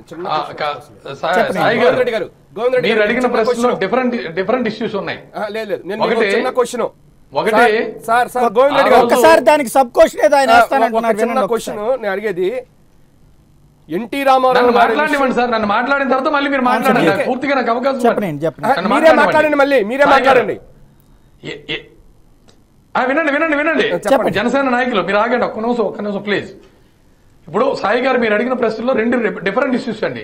ఒకటి, ఆయన ప్రజాస్వామ్యంలో నేను పోటీ చేస్తాను, ఈ రాష్ట్రానికి ముఖ్యమంత్రి అవుతాను, రామారావు గారు 9 నెలల్లో ముఖ్యమంత్రి అయితే నేను 7 నెలల్లో ముఖ్యమంత్రి అవుతానని ప్రజారాజ్యం స్థాపించారు, ప్రజల దగ్గరికి వెళ్లారు, పోటీ చేశారు, ఆయనే స్వయంగా రెండు అసెంబ్లీ సెగ్మెంట్ లో పోటీ చేశారు, ఒక అసెంబ్లీ సెగ్మెంట్ లో ఓడిపోయారు. తర్వాత ఆయనకు కొంతమంది ఎమ్మెల్యేలు గెలిపించారు. ప్రజాస్వామ్యం ఇచ్చిన తీర్పుని ప్రతిపక్షంలో ఉండమన్నప్పుడు ఉండకుండా ఆ రోజు కాంగ్రెస్ పార్టీ అధికార పార్టీకి అప్పచెప్పిన సంగతి మనందరికీ తెలుసు. అది వేరు. మేము ఎన్నికల్లో పొత్తు పెట్టుకోవడం వేరు. ఈయన పార్టీని మెర్జ్ చేశారు, అది చెప్తున్నాం. మెర్జ్ చేయడం వేరు, పొత్తు పెట్టుకోవడం వేరు. మేము అంశాల వారీగా పొత్తు పెట్టుకున్నాం. మొన్న కాంగ్రెస్ పార్టీ ఏదైతే ఆ రోజు విభజనలో అన్యాయం జరిగింది, ఈ కేంద్ర ప్రభుత్వం వస్తే ఈ రాష్ట్రానికి మేలు జరుగుతుంది అనుకుని చెప్పి మేము పొత్తు పెట్టుకున్నాం. పొత్తు పెట్టుకునేటప్పుడు కూడా మాకు నష్టం జరిగింది. 2000 ఎన్నికల్లో స్థానిక ఎన్నికల్లో మాకు ఏ రాజకీయ పార్టీతో పొత్తు లేదు, 125 స్థానాల్లో మేము మెజార్టీకి వెళ్ళాం. ఒక్క మాట, ఎన్నికలలో నేను అన్నది అదే, హామీ ఇచ్చే కాన్సెప్ట్ దగ్గర వాళ్ళు ఆ రోజున కాంగ్రెస్కి ఓటెయ్యొద్దు అంటూ వచ్చారు, చివరికి కాంగ్రెస్లో కలిశారు. మీరేమో బీజేపీ మా కూటమికి ఓటెయ్యండి అన్నారు, బయటకు వచ్చారు. పాలసీలు అనేటువంటిది ఆనాటి రాజకీయాలకు అనుగుణంగా నిర్ణయాలు తీసుకుంటున్నారు తప్పించి నిజంగా ఎన్నికల సందర్భంలో ఇచ్చిన హామీకి అనుగుణంగా చివరి దాకా ఎందుకు ఉండరు? ఎవరైనా ఎదుటోళ్ళని మాత్రమే ఎందుకు విమర్శిస్తారు? సాయి గారు, మేము వచ్చింది ఖచ్చితంగా ఆంధ్రప్రదేశ్ ప్రజలకు ఇచ్చిన మ్యాండేట్ కోసం, ఆంధ్రప్రదేశ్ ప్రజలకు జరుగుతున్న అన్యాయం కోసం, ఈ ఆంధ్రప్రదేశ్ ప్రజల కోసం ఈ చేస్తున్న కేంద్ర ప్రభుత్వం చేస్తున్న మోసం కోసం నినదించి అప్పుడు ఈ రాష్ట్రంలో ఉన్న ప్రతిపక్ష పార్టీలు, ఈ రాష్ట్రంలో ఉన్న ప్రజా సంఘాలు ఏమన్నాయి? మీరు ఎన్డీఏ గవర్నమెంట్ బయటికి రండి, ఎన్డీఏ గవర్నమెంట్ బయటికి రమ్మని చెప్పి జనసేన అధ్యక్షుడి నుంచి జగన్మోహన్ రెడ్డి దగ్గర నుంచి ఈ రాష్ట్రంలో సమైక్యాంధ్ర కోసం పోరాటం చేసిన నాయకుల దగ్గర నుంచి ప్రజాస్వామ్యంలో ఉన్న అనేక మంది మీరు కేంద్ర ప్రభుత్వం నుంచి బయటికి రమ్మన్నారు. బయటికి రావడమే కాదు, ప్రజల తరపున పెద్దన్న పాత్ర పోషిస్తూ ఈ ప్రజల తాలూకు ఆకాంక్షలు నెరవేర్చాలని చెప్పి నిరంతరం ఈ 3 నెలలుగా కేంద్రానికి ఊపిరి లేకుండా చేస్తున్న నాయకుడు తెలుగుదేశం పార్టీ నాయకుడు, పోరాటాల ద్వారా కేంద్రం మెడల వంచి వచ్చని నిరూపించిన నాయకుడు చంద్రబాబు నాయుడు. ఒక్క మాట నేను అనేది అదే, ఇప్పుడు మీరే ఒక పాయింట్ దగ్గర ఒప్పుకున్నారు, మిగతా పార్టీలు వాళ్ళు పిలిస్తేనే మీకు తెలిసింది. ఇప్పుడు అప్పటిదాకా కూడా మీరేం చెప్తూ వచ్చారు, రాష్ట్రానికి అంతా జరిగిపోతుంది, ఇంతకంటే ఎవరన్నా తేగలరా అని సవాల్ విసిరారు. ఏ నాయకుడి కన్నా చేత అయ్యిందా అని సవాల్ విసిరిన వాళ్ళు చివరికి మీరు చెప్పినట్టుగానే పవన్ కళ్యాణో జగనో లేకపోతే ప్రజా సంఘాలో డిమాండ్ చేశాక బయటకు వచ్చారు. అంటే అప్పుడు మీరుగా తీసుకున్న నిర్ణయం అవుతుందా, లేకపోతే అవతల వాళ్ళు చెప్పిన ఒత్తిడి మేరకు మీరు బయటకు వచ్చినట్ట? అప్పుడు ప్రజలకు ఏం సంకేతం ఇస్తున్నారు మీరు? సాయి గారు, మీరు నన్ను ట్విస్ట్ చేస్తున్నారు. అయినప్పటికీ నేను సమాధానం చెప్పగలను. నేను చెప్తాను చూడండి. ఏదన్నాం, మేము ఎన్నికల ఒప్పందంలో భాగంగా ఎన్నికల్లో మేము ముగ్గురం కలిసి పోటీ చేసిన క్రమంలో ఆంధ్రప్రదేశ్ ప్రజలకు అన్యాయం జరుగుతుంది. ఆంధ్రప్రదేశ్ ప్రజలు రోడ్డెక్కి మాట్లాడుతున్నారు. చివరి బడ్జెట్ లో కూడా ఆంధ్రప్రదేశ్ ప్రభుత్వానికి, తెలుగు రాష్ట్రానికి కేంద్ర ప్రభుత్వం క్లియర్ కట్ గా అన్యాయం చేస్తున్న విషయాన్ని దృష్టిలో పెట్టుకుని ఆ రోజు అరుణ్ జైట్లీ ఆ వేళ మాట్లాడిన మాటలకు వ్యతిరేకంగా ఆయన అవహేళన తెలుగు ప్రజలను అవహేళన చేసే విధంగా మాట్లాడిన విషయాన్ని దృష్టిలో పెట్టుకుని ప్రజా సంఘాలు కూడా మీరు రండి ఉద్యమం చేద్దామని అన్న మాట మీద మేము ఆ రోజు ఎన్డీఏ గవర్నమెంట్ బయటకు వచ్చి ప్రజా ఉద్యమాలు నిర్మిస్తుంటే ఈవేళ మేము ప్రజాస్వామ్యంగా కేంద్ర ప్రభుత్వాన్ని మేము నినదిస్తుంటే తెలుగు ప్రజల పక్షాన మాట్లాడుతుంటే మీరెవరు ఎందుకు మాట్లాడరు? మీరు కేంద్రాన్ని ఎందుకు మాట్లాడరు? అసలు రాష్ట్రానికి ఇవ్వాల్సిన హక్కులు పార్లమెంట్ లో విభజన చట్టంలో ఉన్న అంశాలని మీరు కేంద్ర ప్రభుత్వం ఇవ్వకపోతే కేంద్ర ప్రభుత్వం మీద మాట్లాడాల్సింది పోయి కేవలం మీరు గ్రామాల్లో తిరిగి తెలుగుదేశం పార్టీ ప్రభుత్వం మీద మీరు లేనిపోని అభినందనలు వేయడం ఎంతవరకు అన్నటువంటిది జనాల్ని కన్విన్స్ చేయగలరా మీరు? పవన్ కళ్యాణ్ ఏ సంవత్సరంలో ఫస్ట్ టీడీపీ వాళ్ళు కేంద్ర ప్రభుత్వానికి వ్యతిరేకంగా మాట్లాడారు? ఫస్ట్ క్వశ్చన్, ఏ సంవత్సరంలో టీడీపీ వాళ్ళు కేంద్ర ప్రభుత్వానికి వ్యతిరేకంగా మాట్లాడారు? చివరి బడ్జెట్ చూసిన తర్వాత పెళ్లి చేసుకున్న వెంటనే ఎవరు? 4 సంవత్సరాలు ఏం చేశారు మీరు? పెళ్లి చేసుకున్న వెంటనే విడాకులు ఎవరు? సార్ 4 సంవత్సరాలు, 5 సంవత్సరాలే. 5 సంవత్సరాలే ఒక ప్రభుత్వం యొక్క కాల పరిమితి 5 సంవత్సరాలు. 4 సంవత్సరాల దాకా మీరు ఎందుకు అడగలేదు? ఇంకొక విషయం మీకు గోవింద్ రెడ్డి గారు ఒక చిన్న క్వశ్చన్ మిమ్మల్ని. మేము అడుగుతూనే ఉన్నాం. 29 సార్లు రాష్ట్రానికి ముఖ్యమంత్రి, మా రాష్ట్ర ముఖ్యమంత్రి 29 సార్లు వెళ్ళారు. ఒక్క మాట, ఈ 29 సార్లు మోడీని కలిసి బయటకు వచ్చాక రాష్ట్ర ప్రజలకి ఇదిగో ఇవి సాధించాం అని ఎందుకు చెప్పారు? ఆనాడు నేను మోడీని ఇప్పుడు కలిసి వస్తే ఏమీ ఇవ్వలేదని ఈ 29 సార్లు అప్పుడు ఎందుకు చెప్పలేకపోయారు? దీనికి ప్రజలకి చెప్పగలుగుతారా సమాధానం? అప్పుడంతా వచ్చిందని ఎలా చెప్పారు ఆ రోజున? మేము నిత్యం ప్రజలకు చెప్తున్నాం సార్. ఏం చెప్పలేదు. ఎప్పుడు చెప్పారు? 29 సార్లు మోడీని కలిసి ఎప్పుడన్నా రాలేదని చెప్పారా బయటకు వచ్చాక? ఎప్పుడన్నా రాలేదని చెప్పారా బయటకు వచ్చి? చివరి బడ్జెట్ తర్వాత మీరు అన్నారు ఇవాళ చాలా అగ్రెసివ్గా వెళ్తున్నారు, ఒప్పుకుంటున్నా. 29 సార్లు మోడీని కలిసి వచ్చాక మీ మంత్రులు ఈవెన్ మీ సుజనా చౌదరితో సహా ఇదిగో ఇంతకంటే ఎవరన్నా ఎక్కువ తెస్తారు, ఇదిగో ఇది సాధించారు, రాష్ట్రానికి ఇది వచ్చేసింది అనేటువంటిది మీ నేతలే బడ్జెట్ అంకెలతో సహా లెక్కలు చెప్పారు. 29 సార్లు ఎప్పుడూ కూడా ఇదిగో నేను ఇప్పుడు మోడీని కలిసి వచ్చాను, ఏమీ రాలేదు, అందుకని ఆయనకి నిరసన తెలిపాననే మాట ఒక్కసారి కూడా ఎందుకు చెప్పలేదు? చివరికి మాత్రమే ఎందుకు చెప్పారు? మీరు అన్నట్టు మిగతా వాళ్ళు ఒత్తిడి చేశాక మాత్రమే. 29 సార్లు ప్రధానమంత్రితో పాటు కేంద్రంలో ఉన్న మంత్రుల్ని దశల వారీగా వెళ్ళడం, రిప్రజెంటేషన్ ఇవ్వడం, విజ్ఞాపనలు ఇవ్వడం, అది చాలా బాధ్యతాయుతం. నేను అది కూడా చెప్తున్నా, బాధ్యతగా చేయడం ఒక మాట, బాధ్యతగా కలవడంలో తప్పులేదు. కానీ ప్రజలకు ఎందుకు రాంగ్ ఇన్ఫర్మేషన్ ఇచ్చారు? ప్రజలకి వచ్చేసిందని ఎందుకు చెప్పారు? అప్పుడు తర్వాత ఇప్పుడు రావట్లేదని ఎందుకు చెప్తున్నారు? ఆ పదం ఉండదు, మీకు ఇస్తామని చెప్పారు. స్పెషల్ అసిస్టెన్స్ ప్యాకేజ్ మీద ఆ రోజున కేంద్ర మంత్రులు కానివ్వండి, రాష్ట్ర ముఖ్యమంత్రి కానివ్వండి, స్పెషల్ పర్పస్ వెహికల్ పెట్టుకోమని వివక్ష చూపిస్తున్నారు. ఆ వివక్షను మేము ఒప్పుకోము.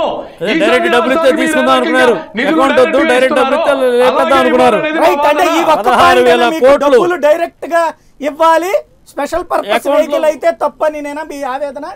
అందుకోసమని ఇవాళ వచ్చారు బయటికి. ఒకటి అంతే కదండి. ఈశాన్య రాష్ట్రాలకి ఇండస్ట్రియల్ ఇన్సెంటివ్స్ ఇస్తున్నారు, ట్యాక్స్ ఎగ్జంప్షన్స్ ఇస్తున్నారు, జీవాలు ఇచ్చారు. ఒక్క నిమిషం మనకి రైట్, భారతదేశ పార్లమెంట్ చట్టాన్ని మీకు గౌరవించమని అడగరా ఈ జనసేన నాయకులు, వైఎస్ఆర్సీపీ నాయకులు? అసలు కేంద్ర ప్రభుత్వం అన్యాయం చేస్తుంటే ఇవ్వకుంటే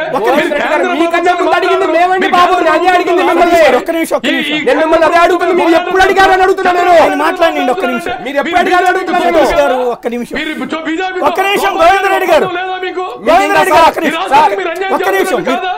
గారు, ఒక్క నిమిషం గోవింద్ రెడ్డి ఇక్కడ వస్తున్నాను. ఒక్క నిమిషం రాజశేఖర్, ఇక్కడ ఒక్క మాట అండి, ఒక్క మాట రాజశేఖర్ గారు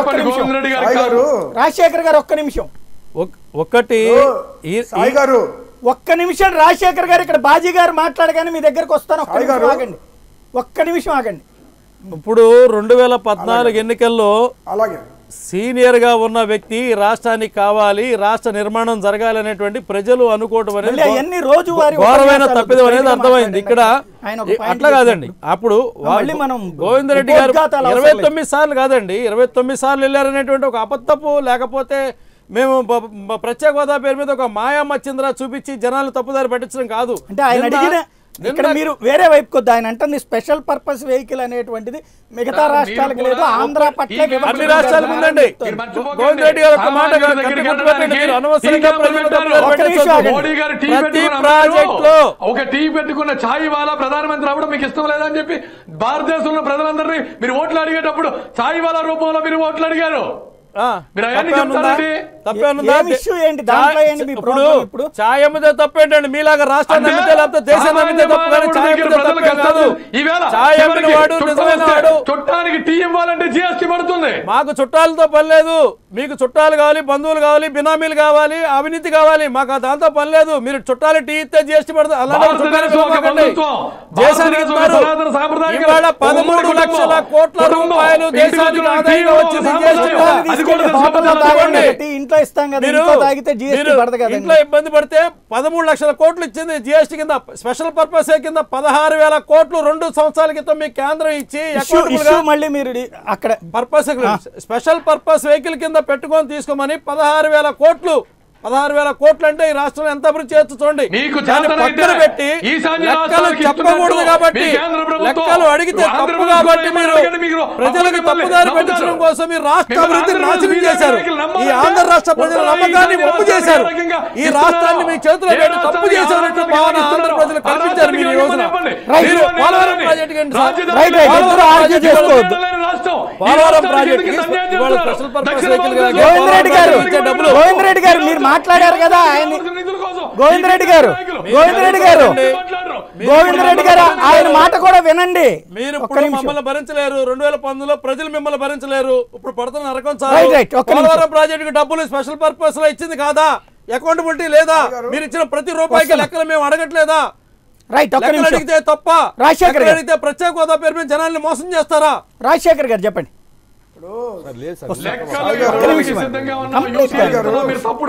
గోవిందరెడ్డి గారు ఒక్క నిమిషం. ఇప్పటి వరకు చెప్పండి సాయి గారు చెప్పండి. ఇప్పటి వరకు మన తెలుగుదేశం నాయకులు మాట్లాడుతూ ఉన్నారు, ప్రజలను నమ్మించి మోసం చేశారని బీజేపీ. కానీ ఈరోజు ఆంధ్ర రాష్ట్ర ప్రజల్ని నమ్మించి మోసం చేసింది బీజేపీ ఉంది, తెలుగుదేశం ఉంది.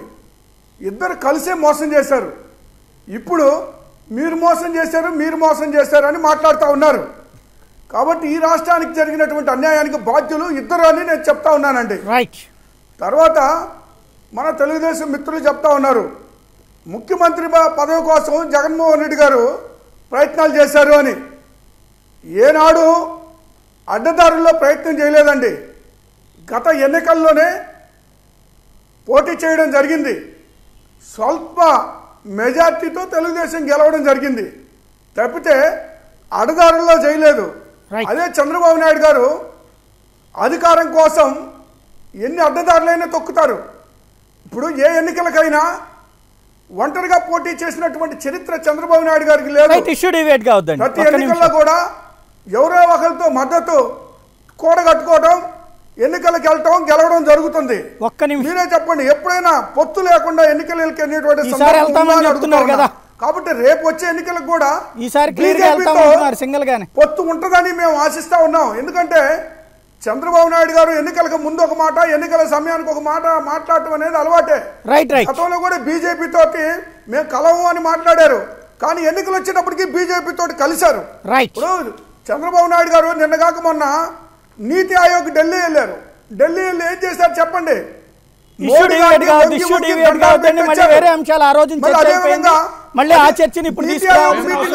అయిపోయిన తర్వాత ఈవినింగ్ ప్రెస్ మీట్ పెట్టారు. పెడితే అందరూ ఏమనుకున్నాం, రాజశేఖర్ గారు ఆలోచన చేశారు. కానీ ఏం చేశారు? ప్రెస్ మీట్ క్యాన్సిల్ చేసుకొని రాజశేఖర్ మళ్ళీ గారు వెనక్కి ఆ ఆంధ్రప్రదేశ్ రోజునే రావడం చర్చ జరిగింది. అయిపోయింది. ఇప్పుడు మనం కాబట్టి ప్రశాంతంగా దాన్ని కూర్చొని అర్థం దాని గురించి చేసుకోవచ్చు. చర్చించాల్సిన మా అవసరం మీద లేదు. కేసులు ఉన్నాయి. ఒక్క నిమిషం. ఏంటో ఈ రైట్, రైట్, ఈడీ ఒక్క నిమిషం. ఆస్తులు జప్తు చేస్తారు. పబ్లిక్ రెస్పాన్స్ మోడీ ఒకసారి తోటి చూద్దాం. ఆస్తుల్ని కేంద్రంతోటి కేంద్ర విద్యార్థులు ప్రభుత్వం లాభించి ఉన్నారు. శివశంకర్ గారు చెప్పండి. అర్థం చేసుకోవచ్చు. శివశంకర్ గారు సార్ నమస్తే సార్. నమస్తే, చెప్పండి.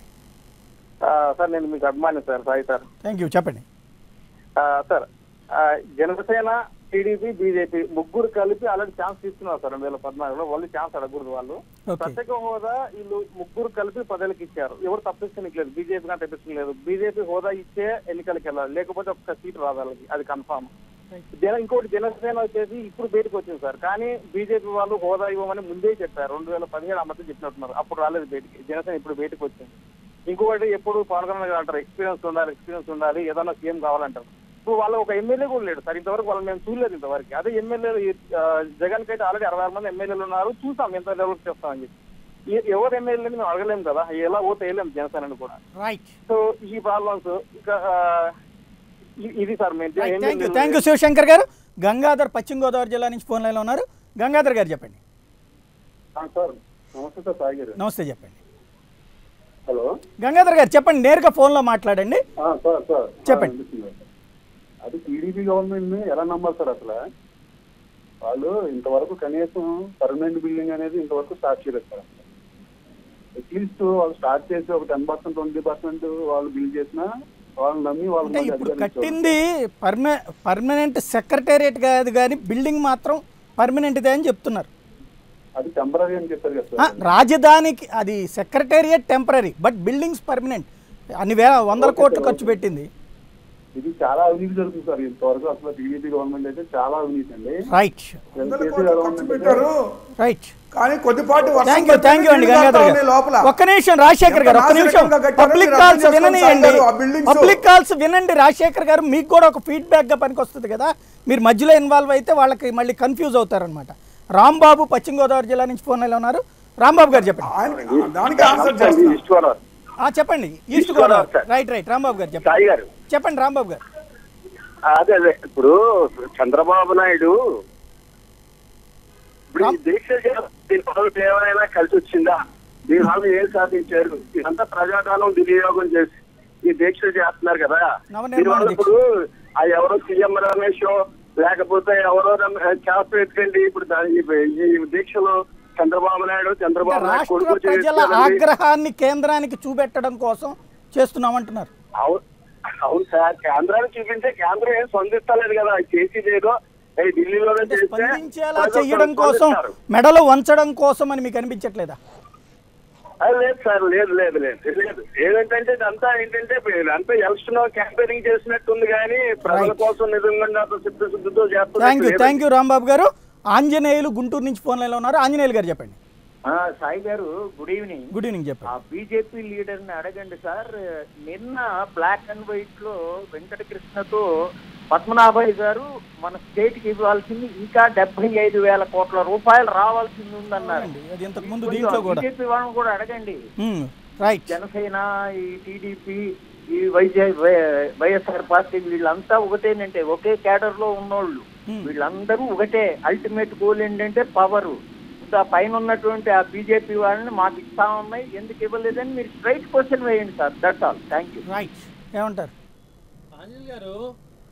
ఇక్కడ ఇప్పటి వరకు ఈ 4 సంవత్సరాల్లో కేంద్రం నుంచి గ్రాంట్స్ అడగట్లేదు, ఇవ్వాల్సింది 75,000 కోట్లని. 75,000కి కరెక్ట్ గా క్లారిటీగా పలానా దానికి ఇవ్వాలనేటువంటి దాన్ని దేన్ని క్లియర్ గా చెప్పలేదండి. ఫ్యాక్ట్ ఫైండింగ్ ఇచ్చిన హామీల్లో మాకు వచ్చిన సమస్య ఏంటంటే, మేము ఎంత డబ్బులు ఇచ్చినా ఇక్కడ లెక్కలు ఇవ్వట్లేదు.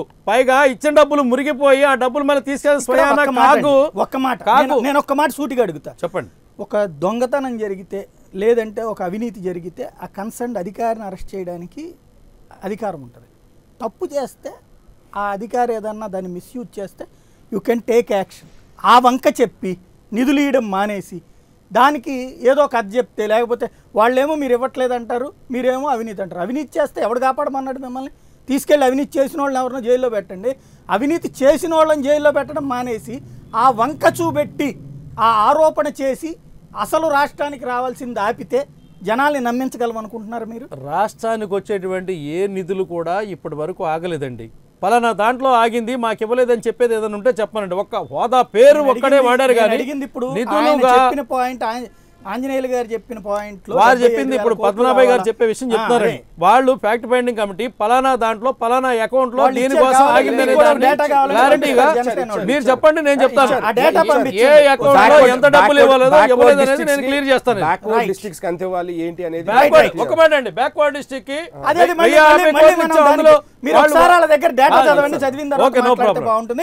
సత్యనారాయణ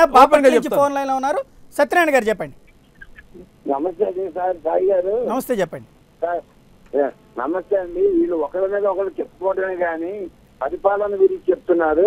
పరిపాలన అనేది 4 ఏళ్లలో కనపడలేదా? ఏమి చేయలేదా? చంద్రబాబు నాయుడు గారు ఏం చేయలేదా? బీజేపీ వాళ్ళు ఎంత నాటకాలు ఆడుతున్నారండి?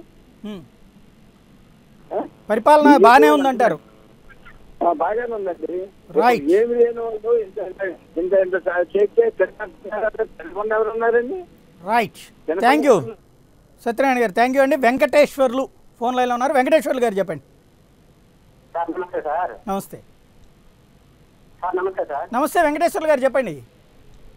సార్, అక్కడున్న టీడీపీ నాయుడు ఒక ప్రశ్న సార్. చెప్పండి. 29 సార్లు ముఖ్యమంత్రి గారు ఢిల్లీ వెళ్ళారు, ఢిల్లీ ప్రధానమంత్రి గారికి మంత్రులు కలిశారు, వచ్చారని చెప్తారు. 29 సార్లు వెళ్ళిన తర్వాత అక్కడ ఏది ఇస్తున్నారో ఏది ఇవ్వట్లేదని ఆయన తెలుసు కదా. 29 సార్లు వెళ్ళిన తర్వాత జ్ఞానోదయం అయిందా? 4 సంవత్సరాలు అయిపోయి ఇప్పుడు 5వ సంవత్సరం 5వ బడ్జెట్ లోనే ఇది జ్ఞానోదయం అయింది బయటికి రావడానికి. జనసేన ఒకటి. జనసేన ఫస్ట్ వాళ్ళతో కంబైన్డ్ గవర్నమెంట్ ఉంది కదా సార్, వాళ్ళు కూడా 4 సంవత్సరాల తర్వాతే జనసేన వచ్చింది బయటికి.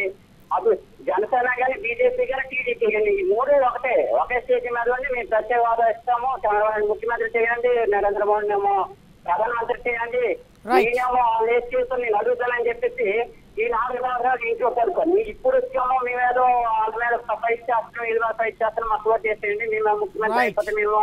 థ్యాంక్ యూ వెంకటేశ్వర్లు గారు. చైతన్య విశాఖపట్నం నుంచి ఫోన్ లైన్లో ఉన్నారు. చైతన్య గారు చెప్పండి. నమస్తే అండి. నమస్తే, చెప్పండి చైతన్య గారు, నేరుగా ఫోన్లో మాట్లాడండి. నమస్తే అండి. నమస్తే, చెప్పండి సార్. ఇప్పుడు ఇంటికో ఉద్యోగం ఇస్తా ఉన్నారు తెలుగుదేశం ప్రభుత్వం, ఇప్పుడు వచ్చి ఎవరికి ఇవ్వలేదు. చెప్పండి. రైట్, చంద్రశేఖర్ గారు చెప్పండి. నమస్తే సార్. నమస్తే, చెప్పండి సార్. ఇప్పుడు టీడీపీ ప్రభుత్వం చెప్పింది కదా సార్, అది చేస్తాం ఇది చేస్తాం అనుకుని. టీడీపీ ప్రభుత్వంలో జరిగేది ఏమీ లేదు సార్. 4 సంవత్సరాల్లో కనిపించినది ఇప్పుడు ఏం సార్ ఇది గుర్తుకొస్తుంది. రైట్, అసలు ఇప్పుడు మన చంద్రబాబు నాయుడు ఒక దీక్ష చేస్తున్నారు సార్, దానివల్ల ఏంటి సార్ ప్రయోజనం? దానికి ఏమైనా క్లారిటీ ఇస్తారా? టీడీపీ నాయకులు ఏమైనా క్లారిటీ ఇస్తారా? రైట్, థ్యాంక్ యూ అండి చంద్రశేఖర్ గారు. ఫైనల్ గా చూద్దాం. సుధాకర్ కడప నుంచి ఫోన్ లైన్లో ఉన్నారు. సుధాకర్ గారు చెప్పండి. హలో, సుధాకర్ గారు చెప్పండి. సార్, మాయాబజార్ సినిమాలో సీన్ ఉందండి, సత్యకీతం అని. అది ఎక్కితే నిజాలు చెప్తారండి. మోడీ గారిని చంద్రబాబు నాయుడు గారిని పీఠం ఎక్కిస్తే అన్ని నిజాలు బయటకు వస్తాయండి. రైట్ అండి, థ్యాంక్ యూ అండి సుధాకర్ గారు. రామకృష్ణ గారు చెప్పండి. సార్, అనుభవం గురించి మాట్లాడుతున్నారు కదా, ఒక 2 చిన్న ఎగ్జాంపుల్స్ చెప్తాను సార్. అనుభవం గురించి మాట్లాడేటప్పుడు పోలవరం వీళ్ళు కన్స్ట్రక్షన్ కి పోలవరం చట్టం చాలా క్లారిటీతో ఉంది సార్, క్లియర్ గా. పోలవరం దాన్ని వీళ్ళు తీసుకునేటప్పుడు R&R ప్యాకేజీ గురించి ప్రస్తావించకుండా వాళ్ళు ఎంత ఇస్తారో ఏం రావాలో తీసుకోకుండా గబగబా కన్స్ట్రక్షన్ వరకు తీసుకొని ఈ రోజు చంద్రబాబు నాయుడు గారు మళ్ళీ లెటర్ రాయడం జరిగింది. దీన్ని ఒక స్పెషల్ కేసు కింద ట్రీట్ చేసి R&R ప్యాకేజీకి మాకు డబ్బులు ఇవ్వాల్సిందిగా విన్నపం అని ఒక లెటర్ రాయాల్సింది జరిగింది. పోలవరం దాంట్లో చట్టంలో క్లియర్ గా ఉంది, R&R తో సహా కేంద్రమే భరించి మొత్తం ప్రాజెక్ట్ ని కట్టివ్వాలి అని స్పష్టంగా రాసింది. ఇప్పుడు మీరు తీసుకోవడం వల్ల మళ్ళీ వాళ్ళ దగ్గరికి వెళ్లి దేహి అని చేతులు చాపాల్సిన పరిస్థితి. ఈ పద్ధతిలో మీరు అనుభవాన్ని ఎలా క్లెయిమ్ చేసుకుంటారు? తర్వాత ప్రత్యేక హోదా మీద నేను వాళ్ళని నమ్మాను అని అంటారు, కానీ వాళ్ళు బీజేపీ ఉందే ఆంధ్ర రాష్ట్ర ప్రజలను మోసం చేయడానికి. మీరు వాళ్ళని నమ్మి మేము మోసపోయామంటే మీ యొక్క అనుభవం ఏమున్నట్టు అందులో మీ అనుభవం ఉంటే మిమ్మల్ని ఏ రకంగా నమ్మాలి? ఇంకా కాబట్టి మీకు అనుభవం ఉంది, మేము 40 years ఇండస్ట్రీ అనేది మీరు క్లెయిమ్ చేసుకోవడం మానేసేయండి. ఇంకా గోవింద్ రెడ్డి గారు. రైట్, గోవింద్ రెడ్డి గారు. గోవింద్ రెడ్డి గారు, ఒక నిమిషం సార్. ఇప్పుడు రామకృష్ణ గారు చెప్పినట్లు ఈ రాష్ట్రం ఏర్పడినప్పుడు పోలవరం కట్టడానికి కానీ 16 జాతీయ ప్రాజెక్టులు ఏ స్థాయిలో ఉన్నాయి, పోలవరం ఏ స్థాయిలో పనులు జరుగుతున్నాయో ఒకసారి పరిశీలన చేస్తే కేవలం చంద్రబాబు నాయుడు అపర భగీరథుడి వల్లే పనిచేస్తున్నాడు కాబట్టి, పర్యవేక్షణ చేస్తున్నాడు కాబట్టి ఆ పోలవరం 53% పనులు పూర్తయినాయి. నెక్స్ట్ జాతీయ పార్టీలు అందులో 39% కాంగ్రెస్ గవర్నమెంట్ హయాంలోనే జరిగింది సార్. మొత్తం కలిపి క్లెయిమ్ చేసుకోవచ్చు మీరు. సార్ సాయి గారు చిన్న క్లారిఫికేషన్, ఆ 53% ఇది ఏదైతే క్లెయిమ్ చేస్తున్నారో అందులో 39% వర్క్ కాంగ్రెస్ హయాంలోనే 10 ఏళ్లలో జరగడం జరిగింది సార్.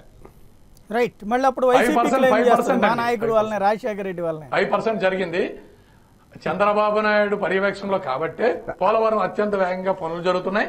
కేంద్ర ప్రభుత్వం చెప్పింది ఈ ప్రాజెక్ట్ ని జాతీయ ప్రాజెక్ట్ గా చేస్తా ఉన్నప్పుడు 2013 ల్యాండ్ ఎక్విజిషన్ యాక్ట్ ప్రకారం అంచనాలు పెరిగాయి కాబట్టి ఖచ్చితంగా ఆ జాతీయ ప్రాజెక్ట్ గా బీజేపీ ఇష్యూ వేరే వైపు పోవద్దండి. ఒక్క మాట, ఈ గోవింద్ రెడ్డి గారు ఇందాక పబ్లిక్ కాల్స్ విన్నారు, అట్లాగే అందరి ఇష్యూ కూడా వింటున్నారు.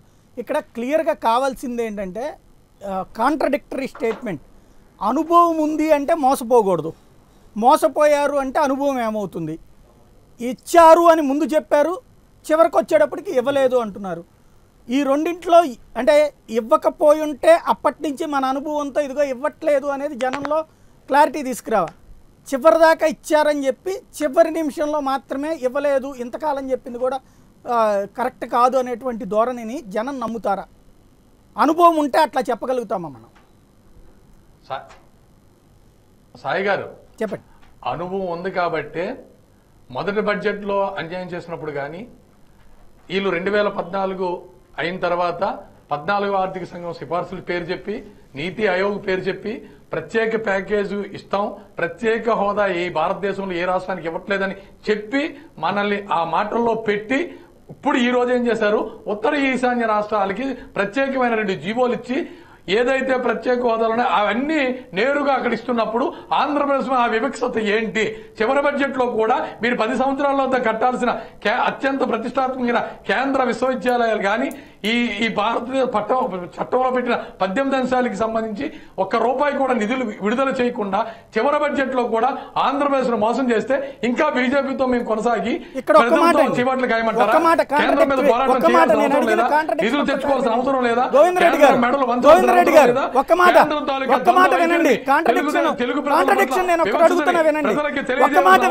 గోవింద్ రెడ్డి గారు, కాంట్రడిక్షన్ ఏంటంటే మన దగ్గర పైసా లేదు, డబ్బులు లేవు, లోటు బడ్జెట్లో ఉన్నాం, మన దగ్గర ఏమీ లేవు, ఇది మీరే చెప్తున్నారు. రెండో పక్కన లక్షల కోట్ల అభివృద్ధి చేశామంటున్నారు, కేంద్రం డబ్బులు ఇవ్వలేదంటున్నారు. కేంద్రం డబ్బులు ఇవ్వకుండా లక్షల కోట్ల రూపాయల పనిని పైసా మన దగ్గర లేకుండా ఎలా చేశాం? ఏ విధంగా కన్విన్స్ చేయగలుగుతారు జనాన్ని? అదే అనుభవం అండి. చంద్రబాబు నాయుడు అనుభవంతో నెట్టుకొస్తున్నారు, చంద్రబాబు నాయుడు అనుభవంతోనే వస్తున్నారు. 10,000 కోట్ల రూపాయలు డబ్బులు లేకుండా మన దగ్గర రాష్ట్రం దగ్గర డబ్బులు లేవు, కేంద్రం ఇవ్వట్లేదు, అనుభవంతో ఏం చేస్తాం? ఇవ్వలేదని చెప్తాం, కానీ ఇక్కడ పని జరిగిందని చెప్తున్నాం. డెవలప్మెంట్ జరగకపోవడానికి కారణం అని చెప్పడం లేదు, డెవలప్మెంట్ జరిగింది అంటున్నాం. ఎక్కడ ఎలా? ఇలా అయితే 50-60 సంవత్సరాలు అవి అన్ని అమలు చేయాలంటే 50-60 ఆ మాట అంటలేదు. ఈవేళ ఏమీ లేకపోతే 10.5% అభివృద్ధి జరిగింది అంటున్నారు, ఏమీ లేవని మీరే చెప్తున్నారు. 10.5% అభివృద్ధి అంటున్నారు, 11 లక్షల కోట్లు ఖర్చు పెట్టామంటున్నారు. ఈ 11 లక్షల కోట్లు మన దగ్గర లేకుండా, కేంద్రం ఇవ్వకుండా రాష్ట్రం ఎక్కడి నుంచి ఖర్చు పెట్టింది? ఉపయోగించుకోవడం వల్ల. నేను అడిగింది సూటిగా అడుగుతున్నా. కేంద్రం ఇవ్వలేదు, రాష్ట్రం ఏమో లోటు బడ్జెట్ లో ఉంది, 11 లక్షల కోట్లు ఖర్చు పెట్టాం, రాష్ట్రాన్ని అభివృద్ధి చేశామని చెప్తున్నారు. ఎక్కడి నుంచి వచ్చినాయి? సూటిగా అడుగుతున్నా నేను. ఇప్పుడు చంద్రబాబు నాయుడు రెవెన్యూలో మీరు అప్పు తెచ్చింది 1,30,000 కోట్లు పోని ఎలా? ఇది క్లియర్ స్టేట్మెంట్ వాళ్ళ కేంద్ర మంత్రి ఇచ్చింది.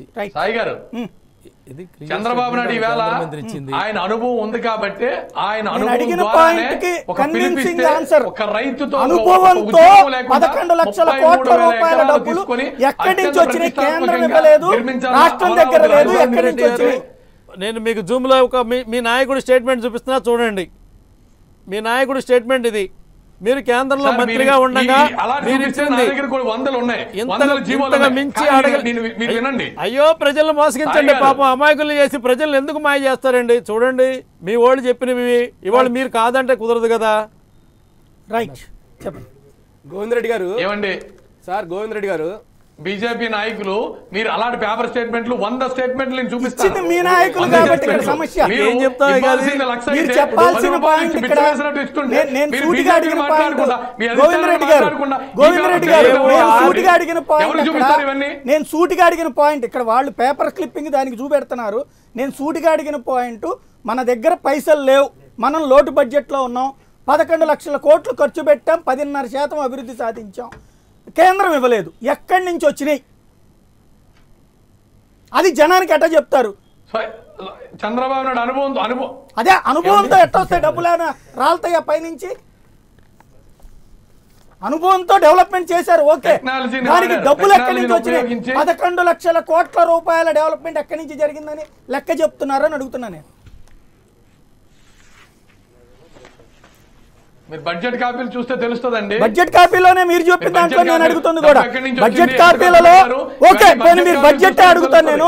మొదటి 3 ఏళ్ళు 1,30,000 కోట్ల రూపాయల బడ్జెట్, మొన్న 1,91,000 కోట్ల బడ్జెట్, అంటే 4 ఏళ్లది కలిపితే 4 లక్షలు 4,50,000 వేసుకుందాం పోనీ, అంటే ఒక 7 లక్షలు 8 లక్షలు బడ్జెట్. అంటే బడ్జెట్లో కంపల్సరీగా 40% ఫండింగ్ 45% ఫండింగ్ కేంద్రాంది ఉంటుంది, 55% మనది ఉంటుంది.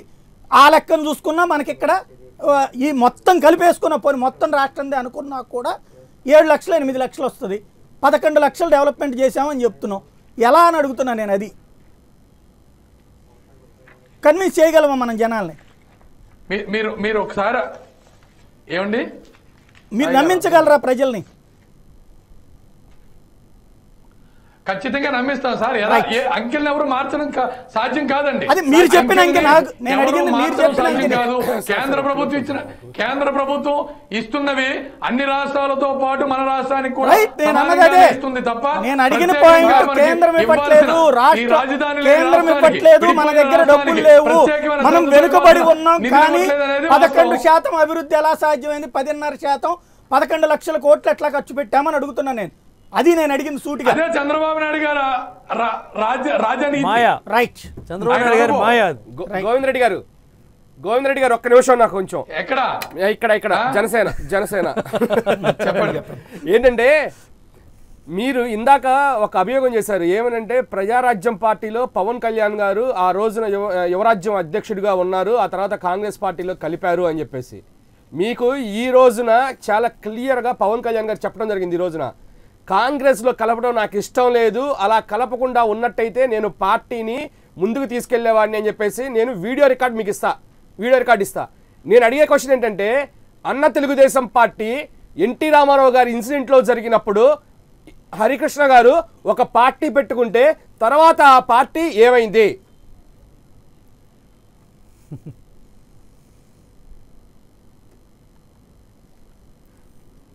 గోవింద్ రెడ్డి గారు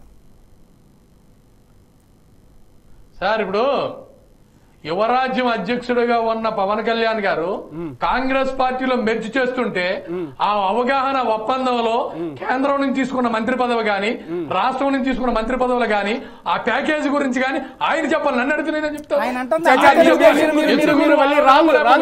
ప్రజల మ్యాండేట్ ఇచ్చాడు, ప్రతిపక్షంలో చెప్పారు, ఈ ప్రజల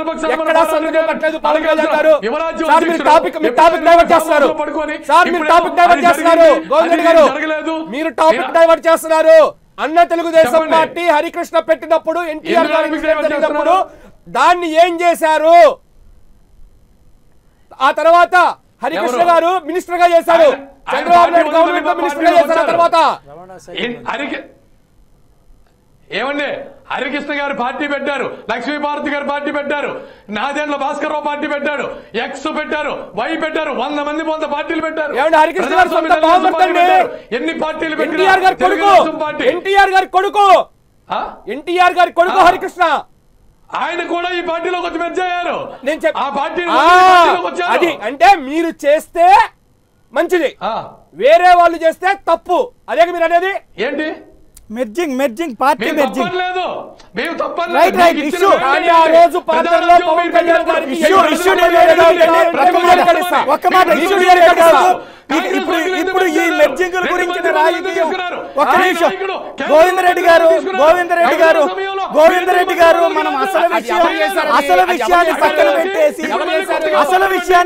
పెట్టేసి మనం వేరే రాజకీయం వైపు వెళ్తున్నాం. ఒక్క మాట ఇక్కడ సూటిగా అడిగింది నేను పాయింట్ ఇందాక ఒకటి, ఇక్కడ రేపు పొద్దున రాబోయేటువంటి ఎన్నికల్లో ఒక్క ఛాన్స్ ఇయ్యమంటూ మీ మీద అవినీతి ఆరోపణలు మీరు చెప్పేదంతా అబద్ధమని వాళ్ళు వెళ్తున్నారు. మీరేమో మేము 11 లక్షల అభివృద్ధి చేసాం, కేంద్రం ఇవ్వలేదు, రాష్ట్రం దగ్గర డబ్బులు లేవు, కానీ 10.5% అభివృద్ధి చేశామంటున్నారు. ఈ మాటతో జనం దగ్గరికి వెళ్ళి ఓటు అడిగితే ఓటేస్తారా? దీన్ని తీసుకొని కొడతారు. ప్రజలు చంద్రబాబు నాయుడు పట్ల ప్రజలు విశ్వాసంతో ఉన్నారు. రైట్. అప్పులతో ఉన్న రాష్ట్రాన్ని, నిలువ నీడలేని రాష్ట్రాన్ని ఒక్కసారి ఆయన మాట్లాడి నెక్స్ట్ మీరు చెప్పండి. రాజశేఖర్ గారు, గోవిందరెడ్డి గారు ఒక్క నిమిషం ఆర్గ్యుమెంట్ 2638 కోట్లు దేనికి ఖర్చు పెట్టారో తెలీదు, దేనికి ఖర్చు పెట్టారో తెలీదు. వేస్ట్ ఖర్చు 2638 కోట్లు 4 సంవత్సరాల్లో. 2638. ఒక్క నిమిషం రాజశేఖర్ గారు, కన్న తల్లిదండ్రులకు రైట్ ఒక్క నిమిషం వేరే అంశాలకు వద్దండి, వేరే అంశాలకు వద్దు. గోవిందరెడ్డి గారు ఒక్క నిమిషం, సవాళ్ళు తెలిసిన పరిస్థితుల్లో పేదవాడి పాలిటి వరం, ఒక్క నిమిషం అనేక సంక్షేమ పథకాలు. ఒక్క నిమిషం రాజశేఖర్ గారు చెప్పండి.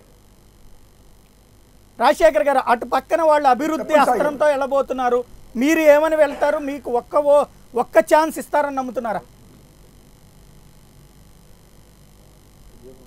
సాయి గారు, అభివృద్ధి మంత్రం ఏం అభివృద్ధి చేశారని మళ్ళీ అదంతా మనం చర్చ అయిపోయింది ఇప్పటిదాకా, మళ్ళీ మీరు మొదటికి తేవద్దు. వాళ్ళని కాదని మీకు ఓటేస్తారా? కాదండి, అభివృద్ధి చేయలేదు కాబట్టి ఈ రోజు ప్రజలు మమ్మల్ని ఆదరిస్తా ఉన్నారు. రైట్.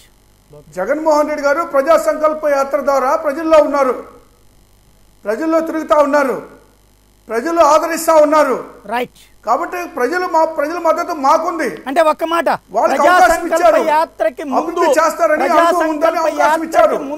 అభివృద్ధి చేయలేదు కానీ అవినీతి చేశారు వాళ్ళు 4 సంవత్సరాలు. ప్రజలు తిరస్కరించారు.